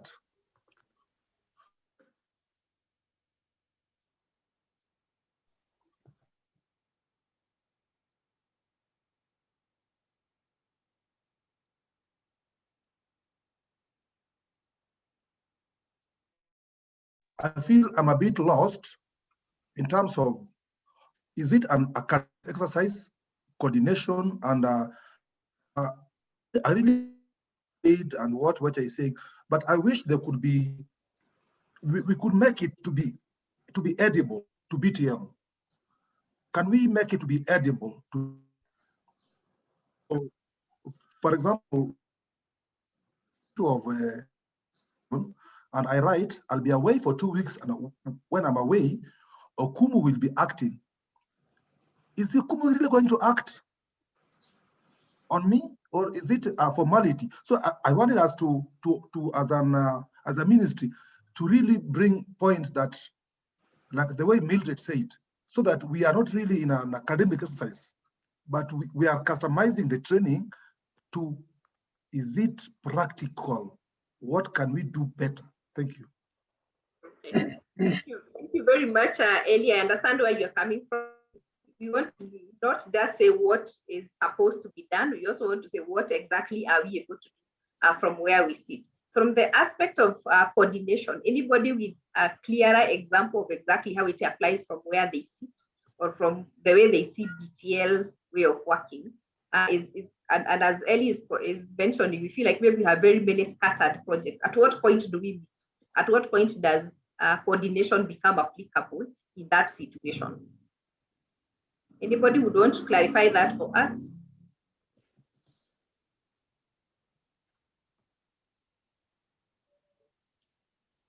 Peter Muguti. Yes, Munguti. Yes, I think I can come in there and say my office basically is the office that does the coordination of all the activities of BTL. If we left everyone in BTL to do what it pleases to them, there would be no way we can accomplish our strategic objectives that we've set to accomplish for the year. In every organization, there must be a central office, there must be a central authority where that coordination is distributed from, so that as the language programs department, they go to do what they do, then eventually there's a channel of accountability where eventually the buck will stop and that's reported to the board. There must be somehow coordination of all the different parameters, bits and pieces to put them together for an organization to function. Thank you so much, Peter. So, and I'm glad Ellie is agreeing with us finally that there has to be it's top bottom. So I think that's the word we probably had missed. There has to be an office somewhere that makes sure that everything is running. Otherwise, there could be departments or projects that will get forgotten in the process. So in every organization, there has to be an office somewhere that makes sure that everything is running. And that person must be coordinating with almost every other person in every project or in every department to be sure that actually things are running. So it might not be something you see on their screen every day, but it must be happening even if it is happening behind the scenes. I think that's the word. So I'm glad, Ellie, you have your question answered finally. So the last part we were looking at is on performance management. Actually, it was performance management and appraisal.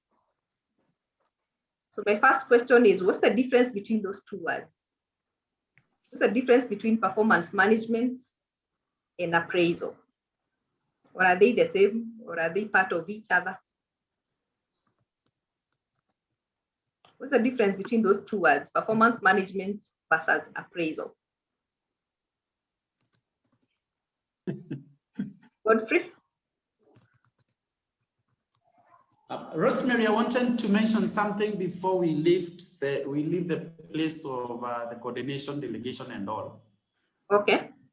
I like what our national director has just said about coordination and the statement of Ellie. And something that I thought to add is, once the coordination is done from the top, it's delegated downwards all the way. There's a responsibility of the person delegated to, including all the way to report back, so that the process is a complete process. That if Peter has delegated to me and I delegate to Grace and Grace delegates to Isaac, then the same channel is supposed to come back so that from the source, so that as Peter represents the board to us, he also represents us to the board, so that the process is a seamless process. That the delegation doesn't work one way. Basically, not really delegation working one way, but whatever that Ellie has done with the consultants and the people that went to do checking, they have a responsibility to give back feedback. So that then Ellie gives feedback to Okumu gives feedback to Cyrus, and Cyrus gives feedback to Peter. So that then the point that you are asking, that somebody is not everywhere. There's a question, I think a question number 21 or something that you asked in the sheet, that about, am I able to report about my unit comfortably? I can, yes, but I'll need to get information from my units so that I'm able to narrow down that information in a way that I also report to Peter and Peter reports it to the board, not with the full details, but at eye level. All of us are in the same need. So that as Peter coordinates us, he has an idea of what is happening in the organization. We don't necessarily having to be there. Thank you. Very true. Thank you for that. Ellie, you want to say something? Yeah, I think this is what Mwenda said is very down to earth to what we are doing, because remember, we are an organization that has got objectives. So the management of the projects and what we do is always carried by a leadership team at each level of project. There is the management from the office of Munguti, and then it trickles down to the very person who is in charge of the project X down in Kwale or down in Suba. So for me, that is the management part of it. How do we run our projects? But the appraisal, I think, which we have been doing quite well, is do we have feedback?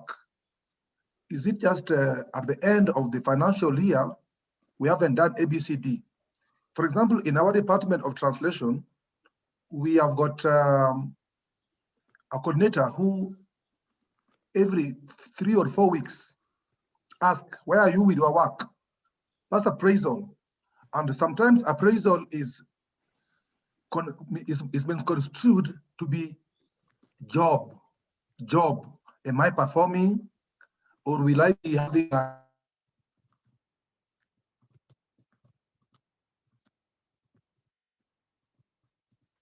wow, how have I been performing? So we could actually diminish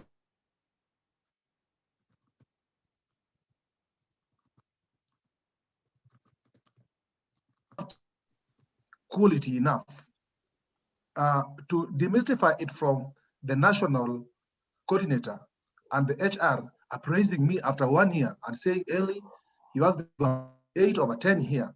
And that's, I think, what we can discuss here more. Can we have it like a formative, not an evaluative one, which is summative happening now?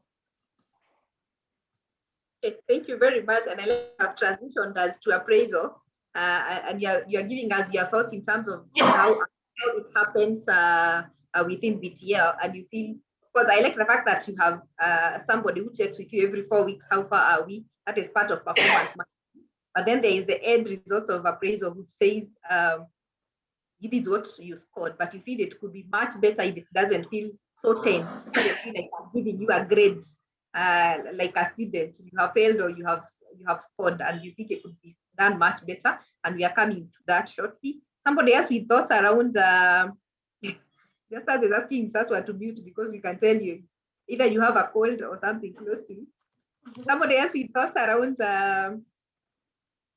appraisal and performance management. Appraisal and performance management. What's our thoughts around the two? Who's talking, Samuel or Baraka? I'm not sure. I think it's Samuel. Yeah, Baraka. Okay, Yes, Baraka. my opinion, the performance management is the establishing or explanation of the jobs or the roles to be done, like a description of what you should be doing within the set of the job that you're doing. And so this is like just a description of what you should expect to be done within a framework of time.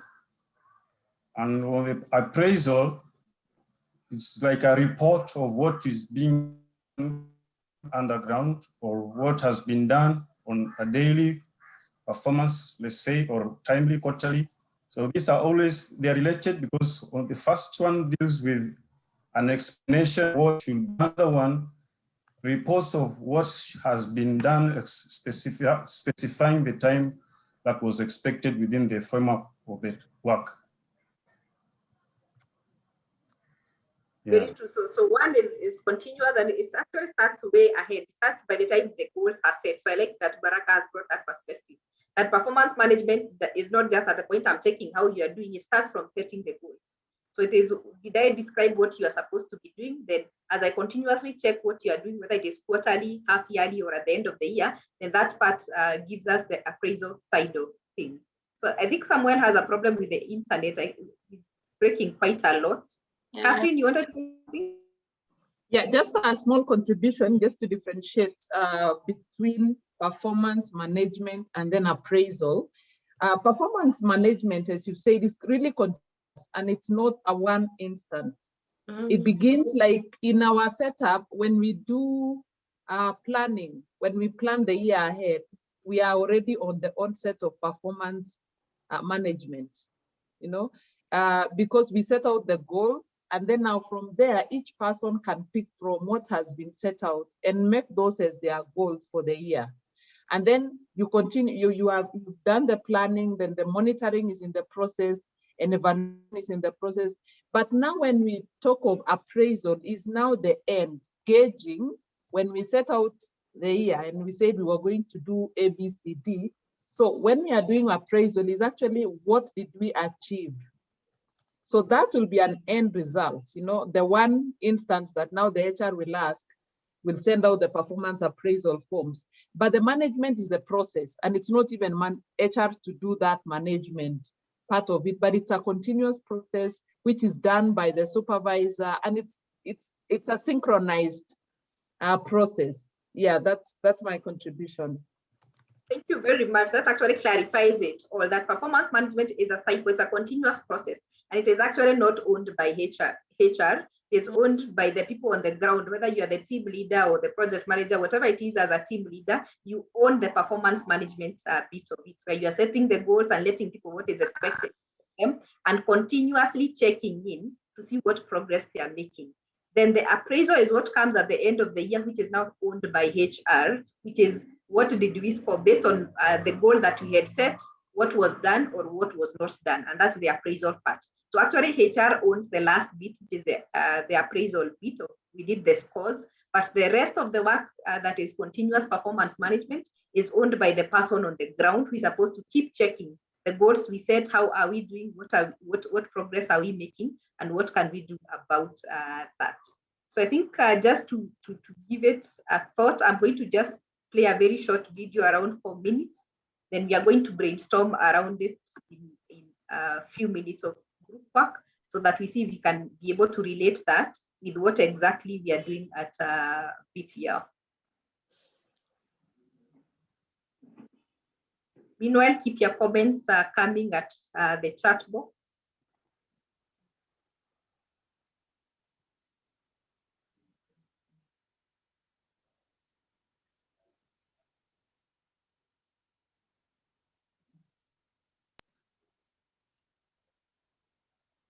What are the 5 best tools for performance management?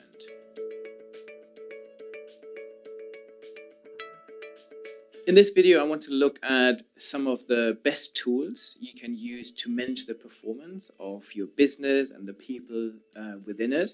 I help companies improve their business performance management processes, and I see that lots of performance management processes are not working very well. So I thought I'd do a video of what I feel are the 5 that organizations should be using that will make a real difference for your company. For me, it has to start with a goal framework where you basically lay out what's the vision of the business, where do you want to go, and then a small number of strategic goals that you, in an ideal world, put on one piece of paper that then outlines, here are the 5, 10, 15 things we really need to sort out as a business in order to be successful.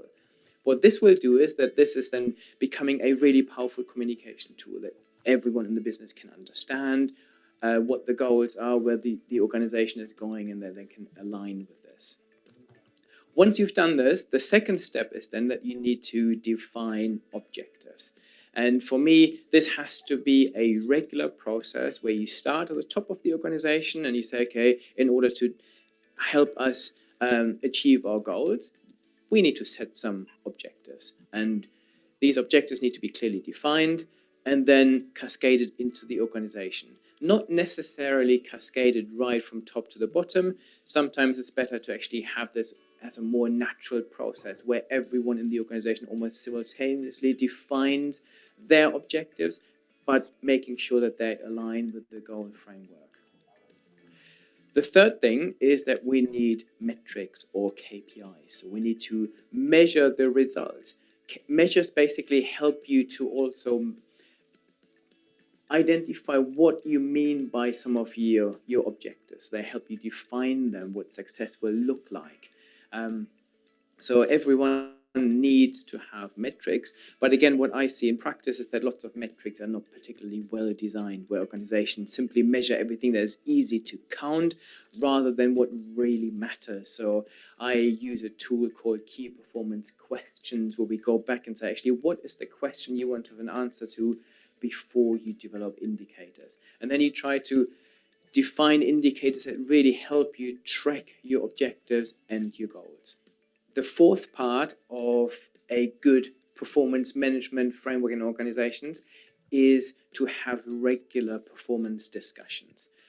In practice, what I see is that this process is usually very broken, that organizations have these annual performance review meetings where individuals sit with their line managers to go through a script, or you have these personal development reviews.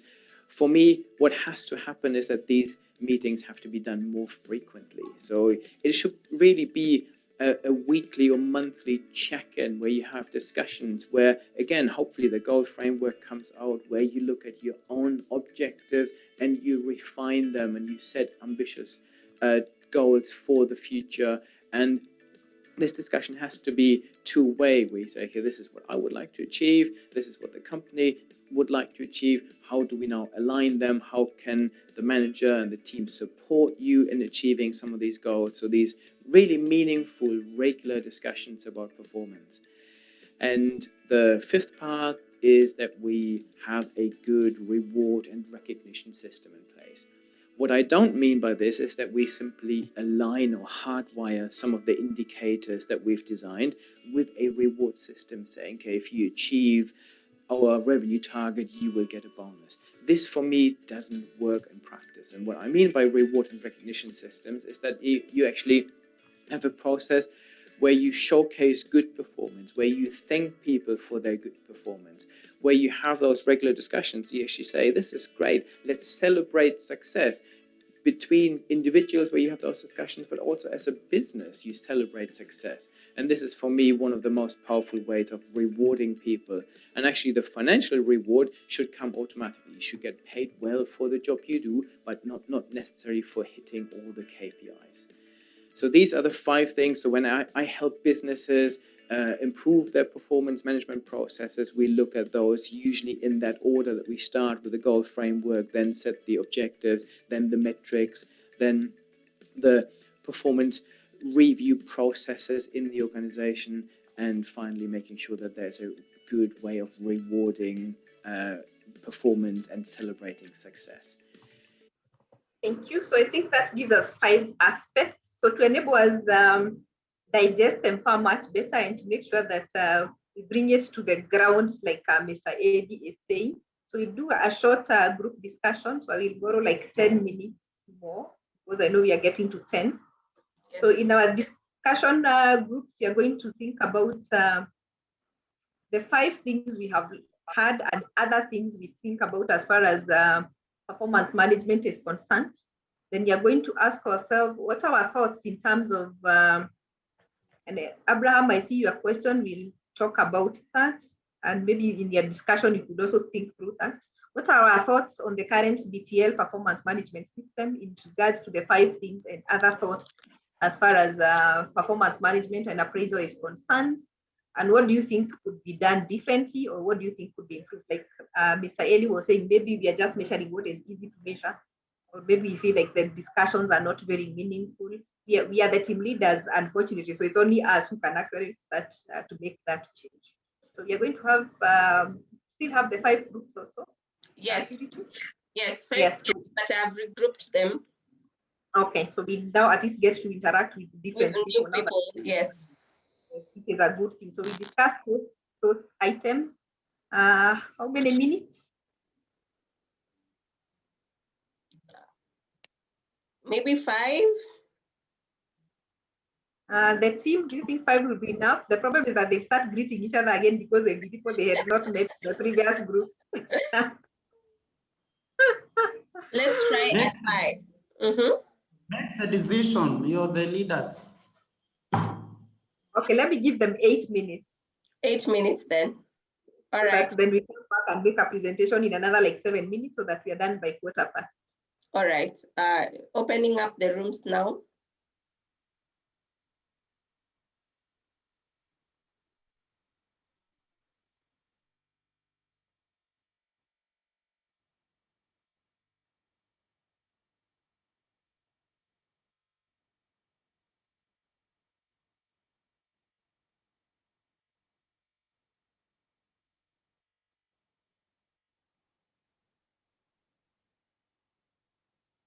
Please join your rooms.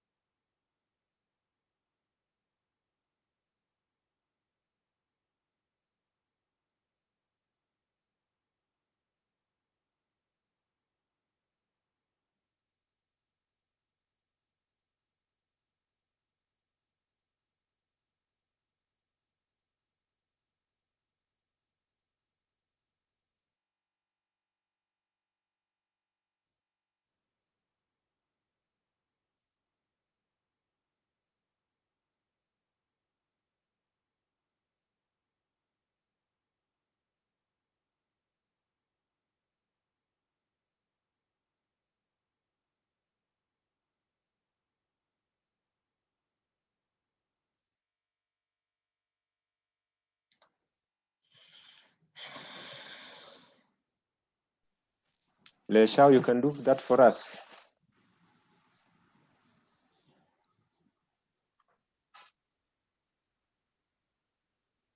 I am not in a position for now. Okay. Delegation. Yes. Leshao. I Yes, know, good. I can imagine because you are he's walking away from home. So I know what's happening. I can imagine. Let me, Jackson Busaka, take notes. I'm now delegating by force. You know, I'm red. I'm red. You are red. I will take notes for you guys. I will take notes for you. So, you have 5 more minutes to go. 5 more minutes to go. I want to be now the leader here, and I'm a tough guy, so be very careful. Eligudo, your thoughts. Much as possible to look at to do performance reviews as much as possible, and of course maybe after reviews or regular reviews, again there's the issue of recognition of work well done, if possible. And so I think that is where if we improve on, we shall move to the next level as an organization. I agree with Ruben. Maybe to add on something else, I feel we don't do well in rewards and recognition. The year ends well. There are people who've done so well. Some of us can even see from our end. But I don't think we really take time as an organization to recognize them. maybe apart from the 10-year recognition, but the annual recognitions, I don't think we do well. Could I add something also? We, as Ruben has said, we do our planning very well, and that is noticeable. But a problem I have with the planning process is that sometimes we are not realistic in terms of asking ourselves how much resource in terms of both financial and human is available to accomplish the goals. A good example is, for example, literacy and scripture use. We have very good goals, but do we ask ourselves who are these people, even at project level, that are going to implement? Does literacy have a budget? So we find we have very good plans for a department that has zero budget. And therefore, at the end of the year, you are even scared of going for that performance appraisal. Yes. So matching resources with, in short, matching the resources with the plans that we are making. With the goals. Yes, with the goals, being realistic. And then I think, I don't know to what extent maybe we did the planning,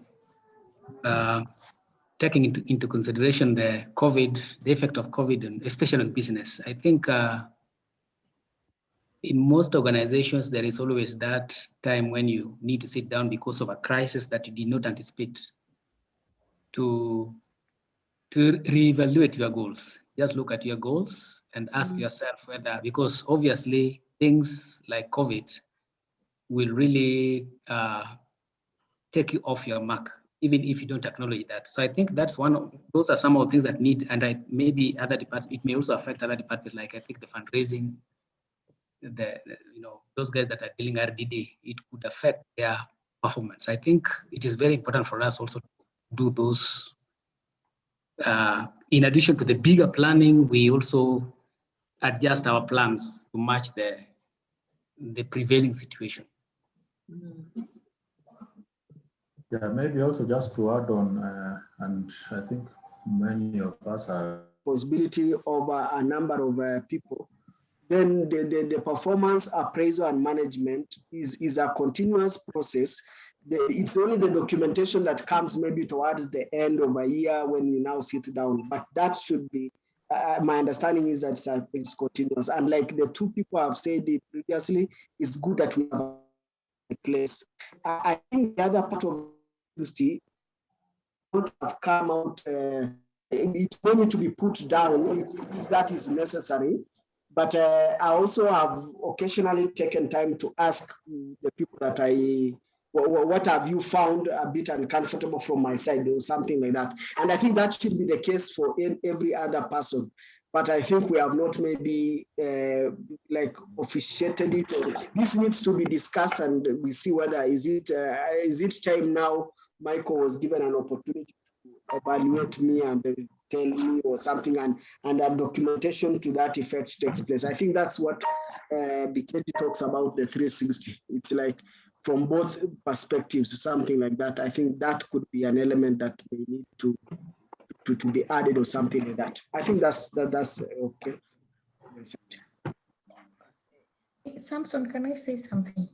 Yes, go ahead, please. I thank you, Ngania, for what you said. It has opened me up, because I was also one of the people who was wondering whether the performance review in our organization is only done once.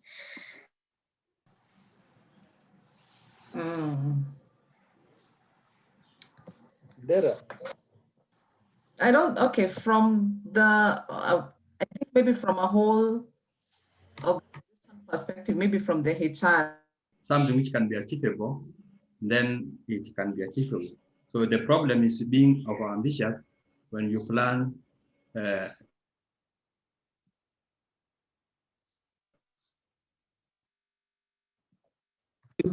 seconds, and maybe now there are they, so would say that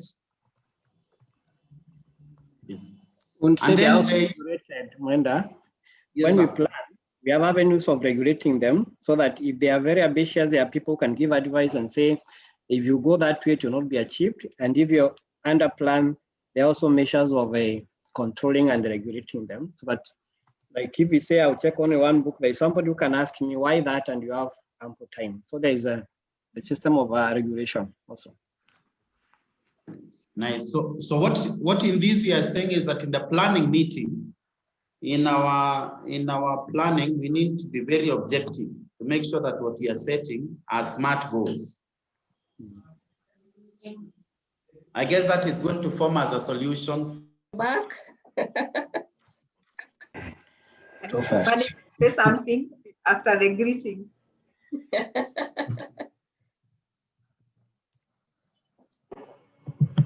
Okay, so we can go on. Today people are very precise and on point, so there are no complaints. We have learned how to work with the time. Yeah.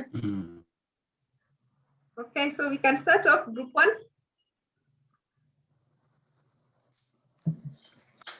Group 1, there was Catherine, Daisy, Felix, Grace, Janet, Julius, Ruben, and Shadrach. Thank you. For group 1, we realize that as BTL, we have really done well in setting up goals, objectives, and KIPs. But we need to work meetings just to follow up and also just check on those objectives. That's why we also need to work on having realistic terms of resource allocation matching the goals and the objectives that we set out. And in line with that, also just re-evaluating the goals and the objectives, especially like periods as such, like during this pandemic that has hit us. So as a rethinking around it. Then the final one is recognizing work that is done well, appreciating people, and also just giving out incentives. So that would also be done regularly. On the side of regular checkups, I think it was noted that we, as BTL, mostly we do it towards the end of the financial year, which leaves a lot that has not been worked on, compared if we have regular follow-ups and just checking on the goals and the objectives. Thank you. Did I leave out anything? Group 1? Thank you so much, Felix. So we pick regular check-ins and we pick resource allocation plus flexibility. Because when the environment changes, like when COVID happened, then we had to rethink a lot in terms of our goals and objectives to fit into the current situation and also in terms of resources. So thank you so much for that. But also glad to see that there are areas we are doing pretty well, like the goals and the reward and recognition. Yeah. Group 2.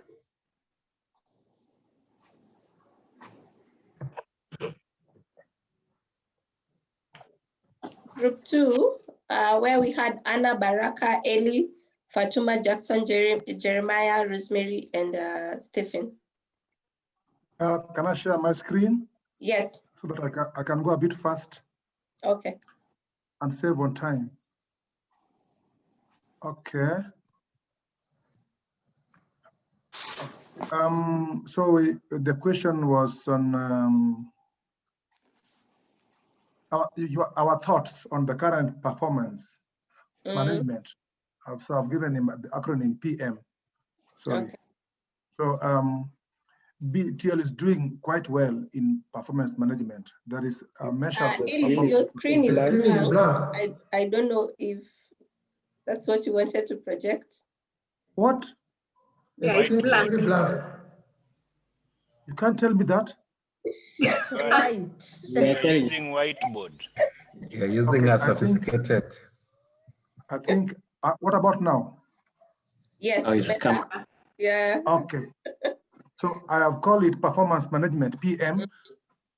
So we are doing quite well as a ministry. That's what we said. There is a measure of performance continuously, but there are areas of improvement. Performance management need to have quick feedback on the appraisal. current BTL annual performance is good. However, there is need for formative feedback for supervisors, which could be quarterly or half year. Annual planning of goals quite appropriate for planning. And then there should be regular follow-up in line with the delegation and coordination. So basically it is on the higher side. Thank you.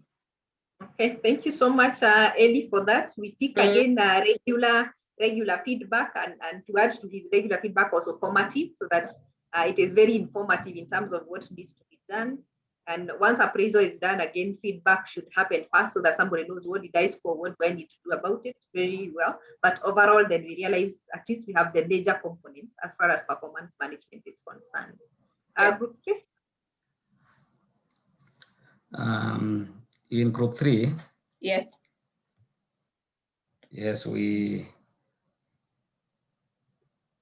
our thoughts on our current BTL performance management system. We saw that BTL have a working system in place. So we set goals in the beginning of the year. Also, we do performance discussions, and also reward and recognition. So I think even for those who have worked for 10 years, so usually there is that recognition. For this group, we saw that the issue of feedback, we should improve on this, maybe on appraisal. And I remember one of our supervisors say that not just when appraising, especially even those who are on top, your superiors also may ask those who are the juniors how they are doing, as well as far as supervision is concerned, the issue of appraisal is concerned. It should be a bit, it should not be bottom top, but also it should be all around it, okay. And also the issue of performance discussion, we saw that there's need for a regular. This should not be done annually. We should have more regular performance discussions. And somebody has already mentioned this, maybe quarterly, monthly or so. And also the issue of reward. I think we discussed that there's need also to initiate this, and also to sit on how to enhance the issue of reward and recognition in our organization. I think those are some of the few things that we discussed as a group. Thank you. Thank you so much, Michael. I like that we are echoing the same things. We can clearly tell where you are doing very well in terms of having the system and areas where we really need to improve on. So at this point, we almost can tell where our gap is. And it's good you're able to also relate to the other functions we planned: delegation, coordination, control. Those things have to happen regularly. They can't happen at the end of the year. Group 4? Yes, group 4.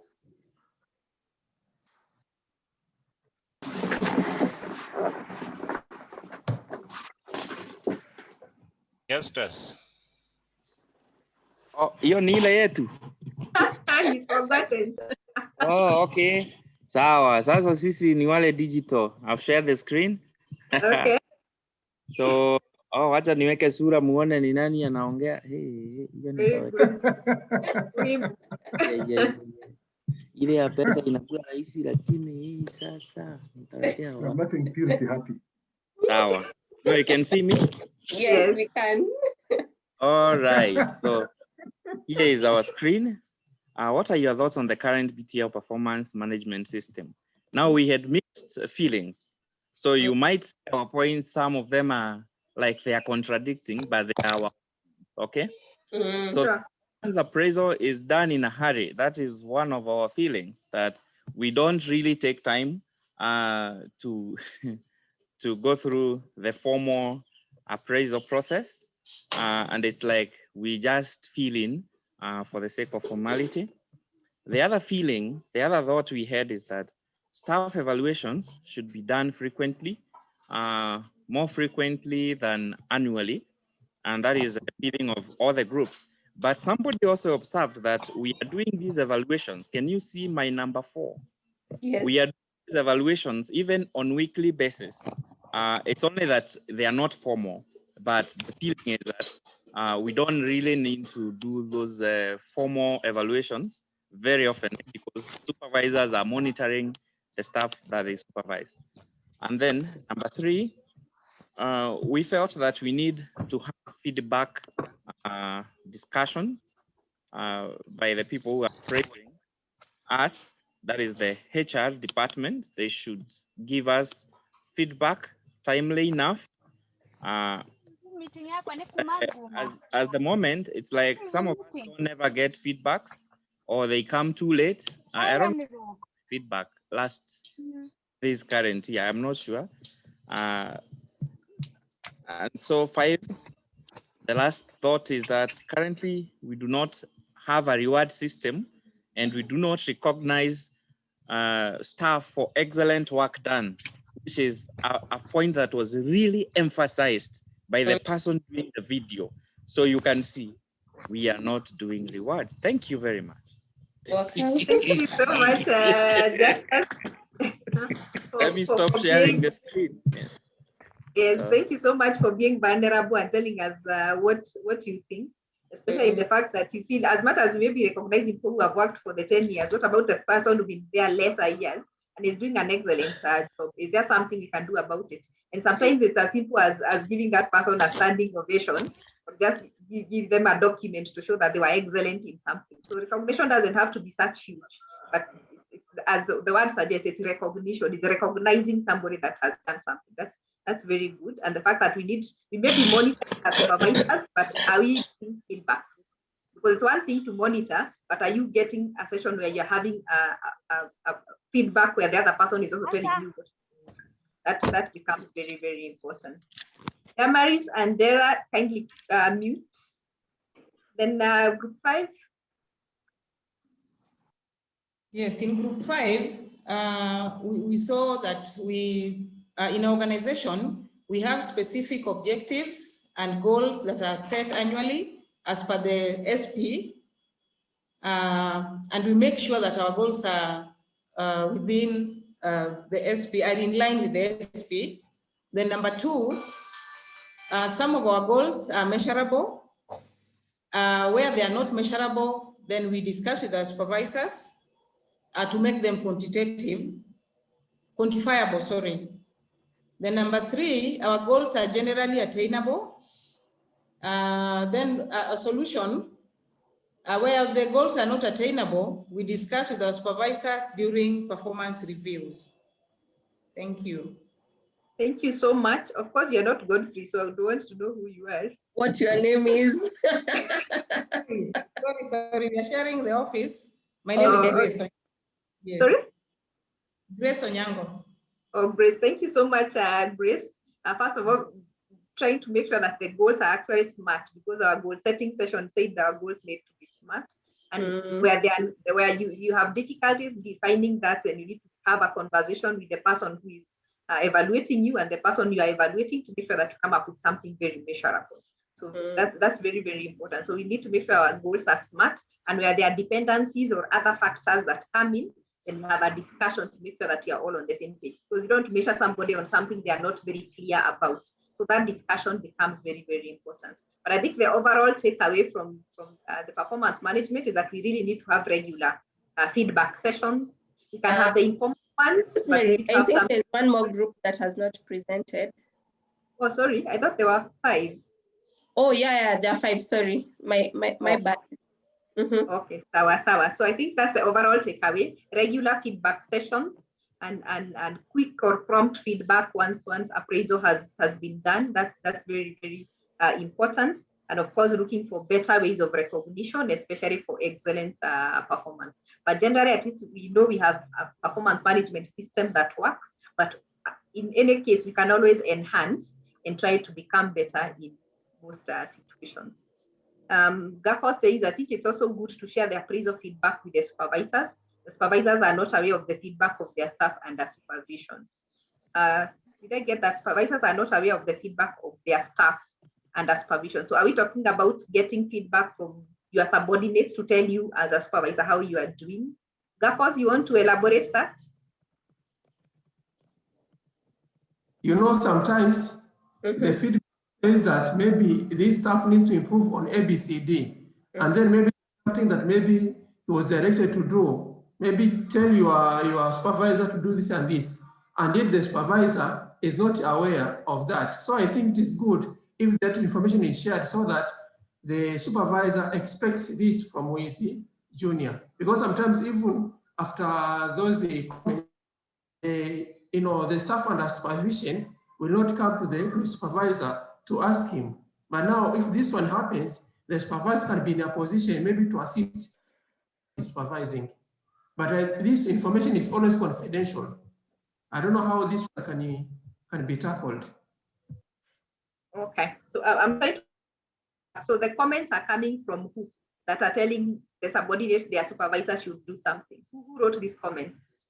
These appraisals, after we do the appraisal from the HR office, we normally get the feedback.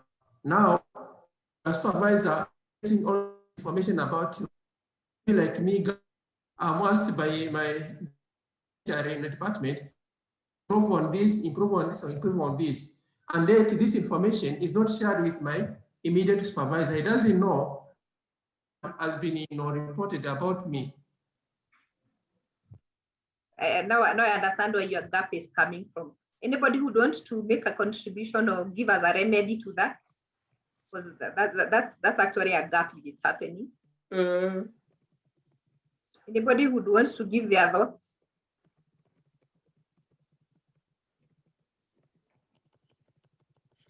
Jacob? Yes, I think that is not very accurate because all what is from HR is usually generated from down. The supervisor sits down with the person they supervise, they do an appraisal, and then they do a report to the HR. And out of that report, that's where the HR now writes the few or summarizes what the HR feels should be improved. And therefore, that really, whatever he is being asked to improve on is not known by the supervisor, to me isn't very clear to me, because you are the one who generated the report to begin with. The HR up there doesn't know so well the person that I'm supervising. So it's up to to go forward anybody like him to go back to what they actually did in the evaluation to figure out what they actually said, because most of the generated them. Maybe the HR can correct me. But that's what I think. Purity, let me just speak from the HR office. It's true what Jacob is saying, because we act on what has actually been given to staff and the supervisor. We don't get anything else out of the blues and just put it on our feedback.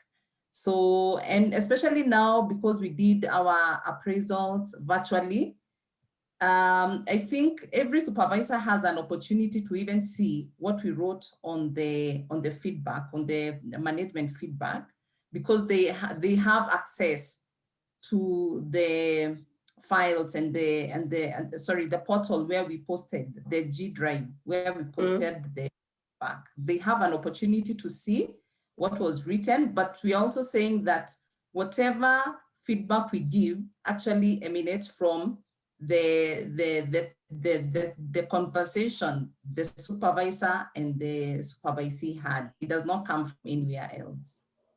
Okay, thank you so much, Mercy, for clarifying that. So I think then as supervisors or as individuals, we need to take the initiative to check on that feedback. And I like the fact that it could even be available right now when things are being done online. So that openness is very important. You want to be aware of what your subordinates need to do, and your subordinates need to be aware of what exactly they're supposed to do. So yes, that brings us to the end of today's I think session. Justus had something to say, maybe for less than 30 seconds. Justus? Yeah, I remember I saw you on camera, on video. Yeah. Oh, not really. Oh, okay. I don't have some information, yeah. Okay. Thank you very much. So that brings us to the end of the issues we are to look at today from delegation, control, coordination, and performance management. Thank you so much for your patience. I think we've had a lot of talking to do, so gone a bit ahead of time, but being a Friday, I think it's a good way to close the week. So thank you very much for your audience, and I'll catch up with you again on Monday. Back to you, Purity. Thank you so much, Rosemary. That was very insightful. I did not even notice time had really gone, and I'm looking at my watch. I'm like, whoa, whoa, whoa, whoa, whoa. But thank you for indulging us, even the team from BTL. Thank you for your patience. I still see we are at full capacity. And I've just shared the feedback form. So please feel free to give us feedback, because it helps us build on future classes, just to be able to give you exactly what you want in terms of delivery and class makeups. But other than that, I'm very happy this morning. And back to you, Mercy. Help us close this one. Thank you so much, Purity. Thank you so much, Rosemary, for taking us through delegation and performance management and I mean coordination. It's been really an insightful session. I think we can tell even from our group work, from the chats, that we've really enjoyed the session. I feel like it was the heart of the matter, where so many things, I mean, people were to speak out on, and we really enjoy. I trust that each one of us has had a time to even reevaluate some of the things that maybe we are doing. I don't know whether, Rosemary, it could be possible to share the form where we were filling our yeses and our nos on delegation, because I think that could, if we could have that form, maybe we are able to continually assess ourselves and see where we are and what we need to improve on. And I think it's going to help us even in our delegation as supervisors. I don't know whether anybody has just one last thing they could say that was just their takeout. I don't know whether, Purity, you could allow just 1 minute to hear from one or two people to give us a takeout from this session. Quickly, if anybody has a burning one.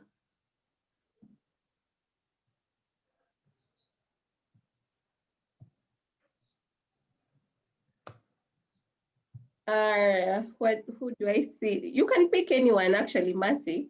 You know your team better.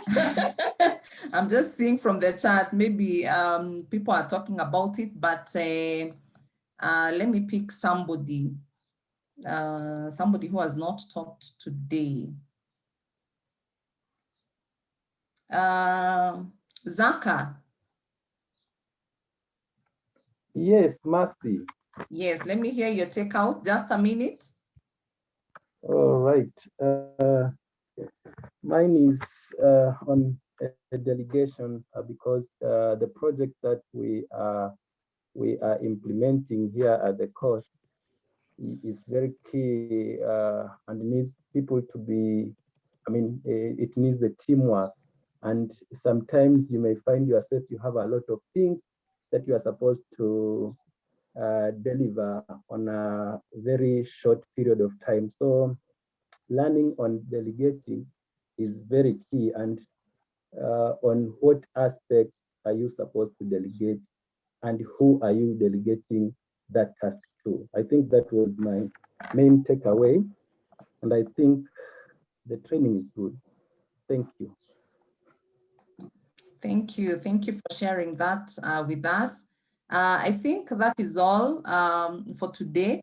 I know our time is far much spent. It's past 10:30. And thank you so much, Purity and Rosemary, even for pushing it this far. You gave us really ample time to have an interactive session, and we want to thank you for that. So just wishing you a great weekend, and let's meet next week on Monday at 8 a.m. And I'll just ask Jacob to close for us with a word of prayer.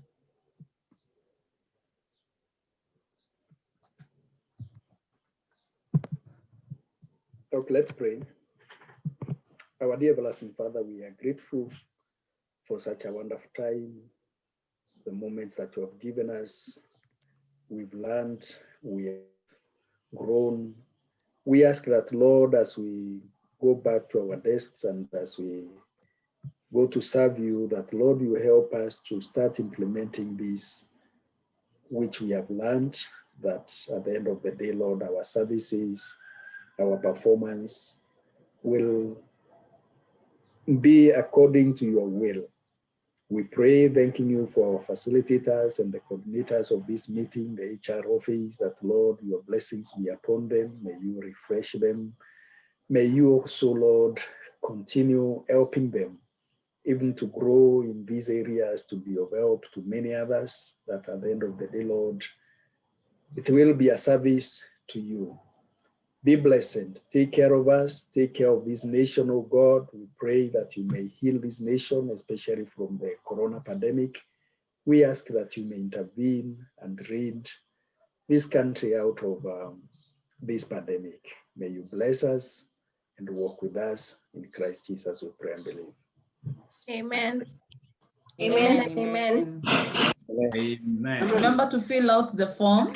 Amen. Yes, the feedback form. Amen. I've shortened it, so don't be worried. It will take a lot of time. I've removed a few sections, so feel free to just give us feedback. People are still logging out, there's something I needed to clarify from our last training.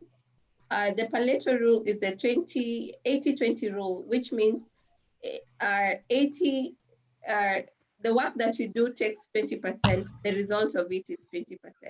However, the 70-20-10 rule was devised by someone else, Morgan. So, but the concept is still the same, but the 20-80 rule is the Pareto rule.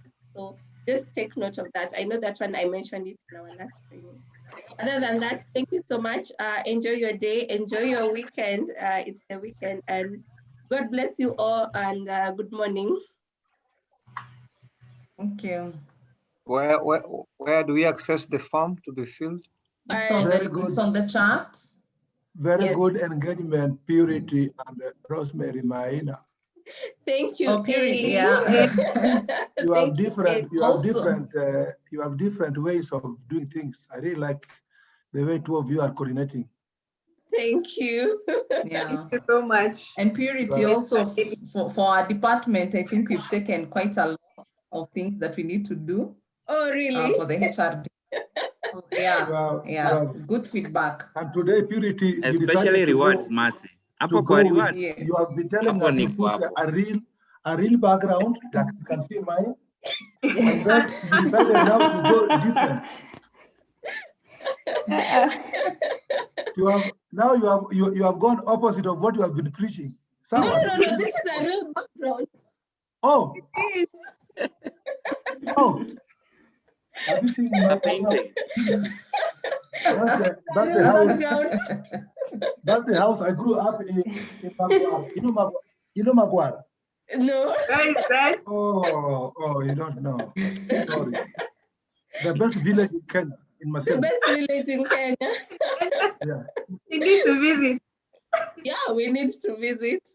Yeah, you people you seem to be very detailed in your work.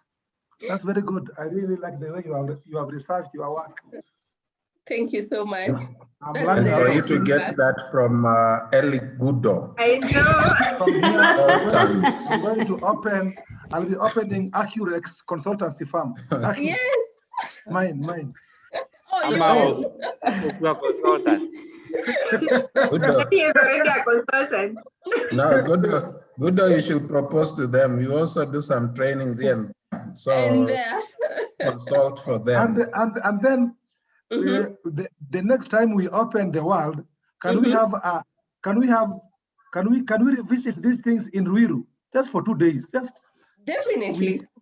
Ruiru, just a recap. A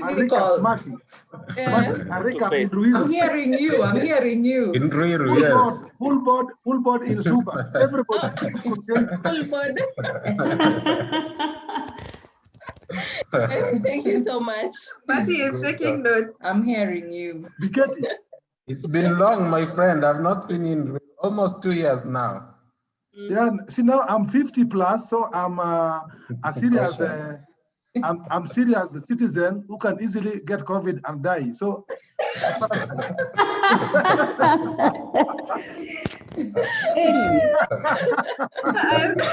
That's interesting. So you're taking good care of yourself. This is the category we are telling to work from home. I clocked 50 last. I clocked 50 last year, but the HR department did not know because my year of birth, my ID says I am 49, but I am 50. You know what?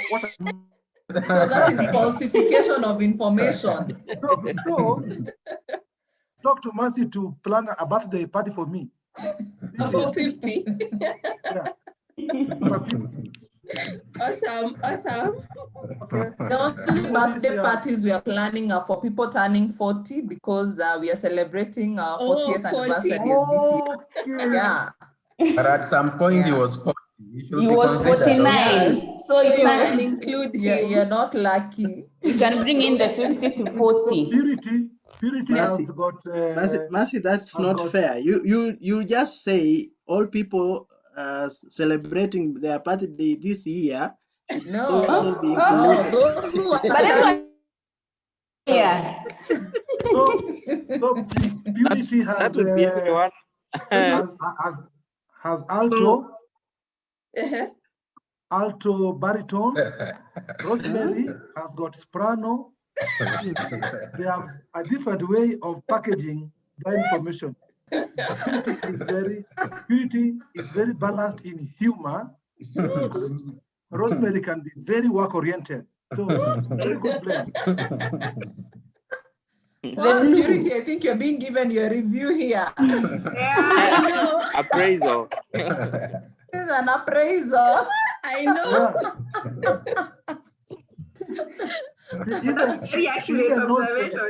She even knows the name of the current vehicles that uses electricity and how it's expensive to import and management.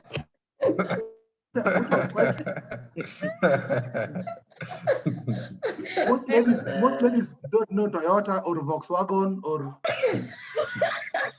Sasa hapo ndio natuangusha. Because the latest vehicles using electricity, I was really impressed. On Friday, I was trying to see who is this person coming to train us. Can I? Because I'm from the place where you must be very careful who trains you. So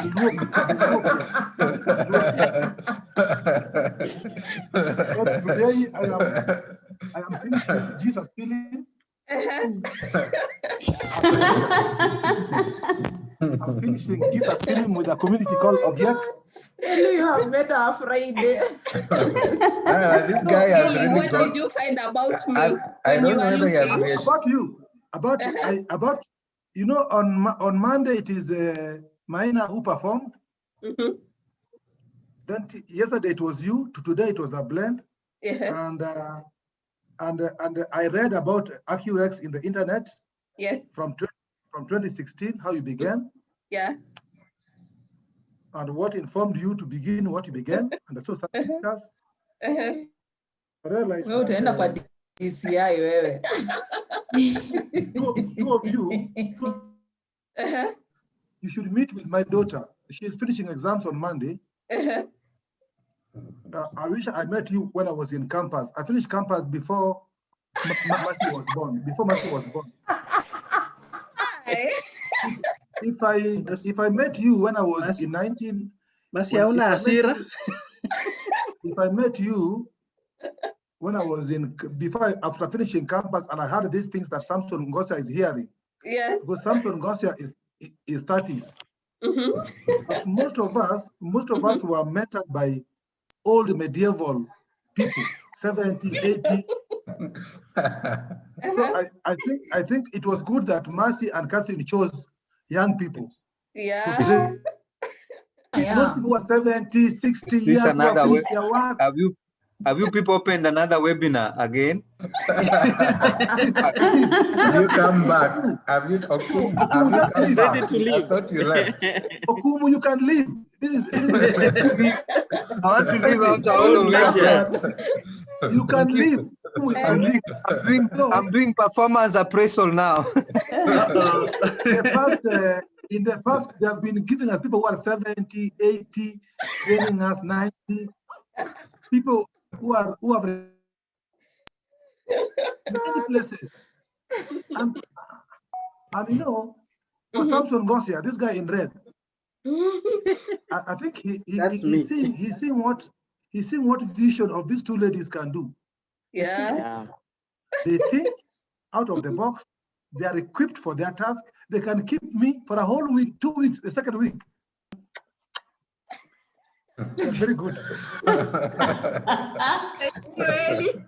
I would have logged in. I would have logged in and taken off. But I really like the way Mercy and Catherine chose people who are up to date, not those ones who are 70, 80, coming with when I was my grandchildren. You know, my two wives, or you know, this is. Ellie, I also some of those old people you are talking about cannot connect in Zoom, so I retired them quite early.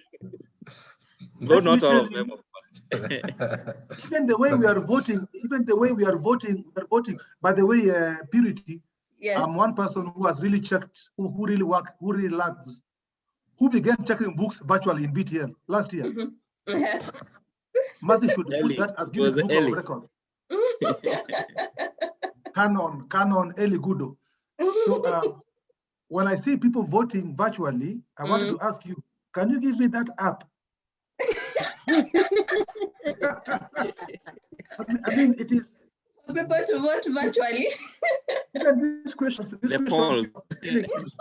questions of number 1 to number 25. Eli wachanga kuniangusha sometimes bwana. Hii kitu sungeniuliza mimi yawa. These questions number 1 to number 25.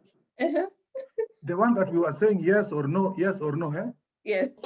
Of course, you know, I scored above 18. Above average.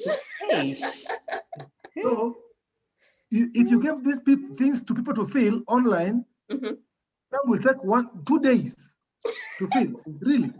But here, they were like 2 minutes that they've been filled. We are done, yes. So Mercy and Catherine. And Catherine, I think they can spare us filling forms in future by email. They just tell us on Wednesday, fill this form. Tap, yes.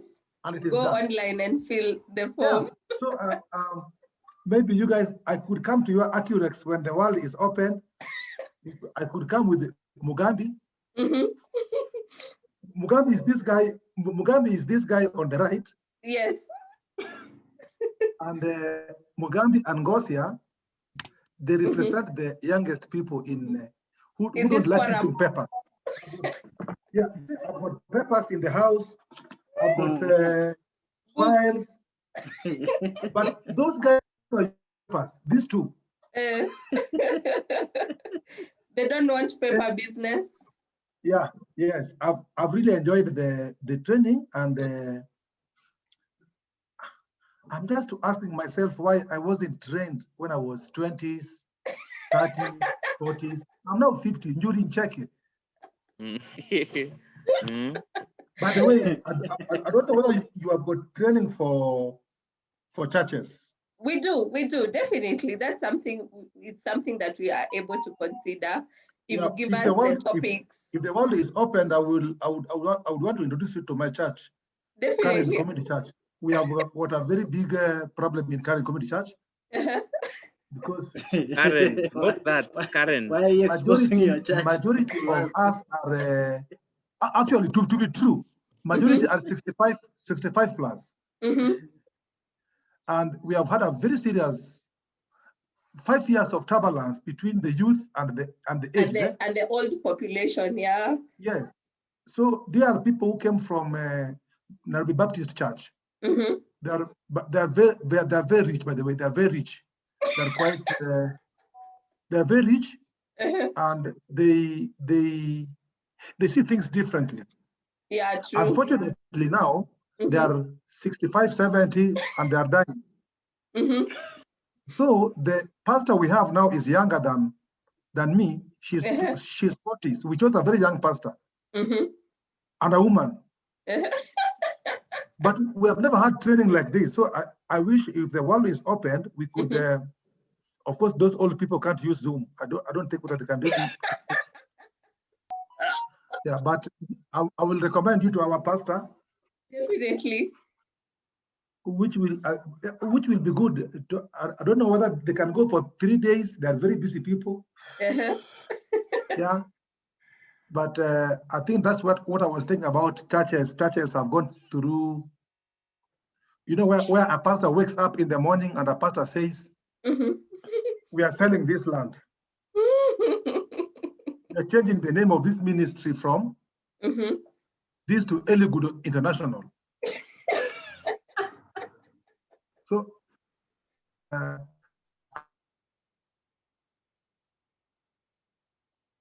Training. All right. So I love that, the recommendation. So maybe that's a separate topic we'll want to pick. But it was such a wonderful morning. I really enjoyed it. Also interacting with the team. Rosemary, you've done a very good job this morning. So pat yourself on the back. Like they have said, coming from Eli, that means a lot, and he's a red. So yes, yeah. And Eli is a red. I'm surprised he also has a sense of humor. Red people don't have a sense of Yeah, humor. but you know, like purity. Yes. Can keep people. You can keep people for a long time. I want to see your family. I want to know how you relate with your. Do you have children? Not yet. Okay. Okay, then I want to, because I think it was on the second day or the first day when you told us that this is not just for office, but even the way you relate with your wife and your children. Yes, definitely. No, I think it was Mina who said that. On communication. Yes, no, communication. That this is not just, yes. And my boy came to my office here to give me tea. And I told him, "Hi, thank you for bringing for me tea. This is good." And he told me, "What?" The father is appreciating.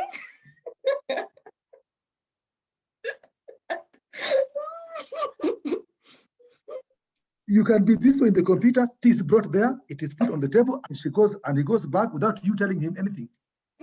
So I stopped and I told him, "Oh, Jack Samuel, thank you for bringing for me tea." And he was like, "What? Is this the father that we know?" Yeah. So I think even Caro will. I think even Caro will. Caro is the tough lady who lives with me in the same house. We'll see some changes.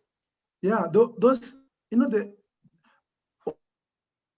be repeated the red green thing because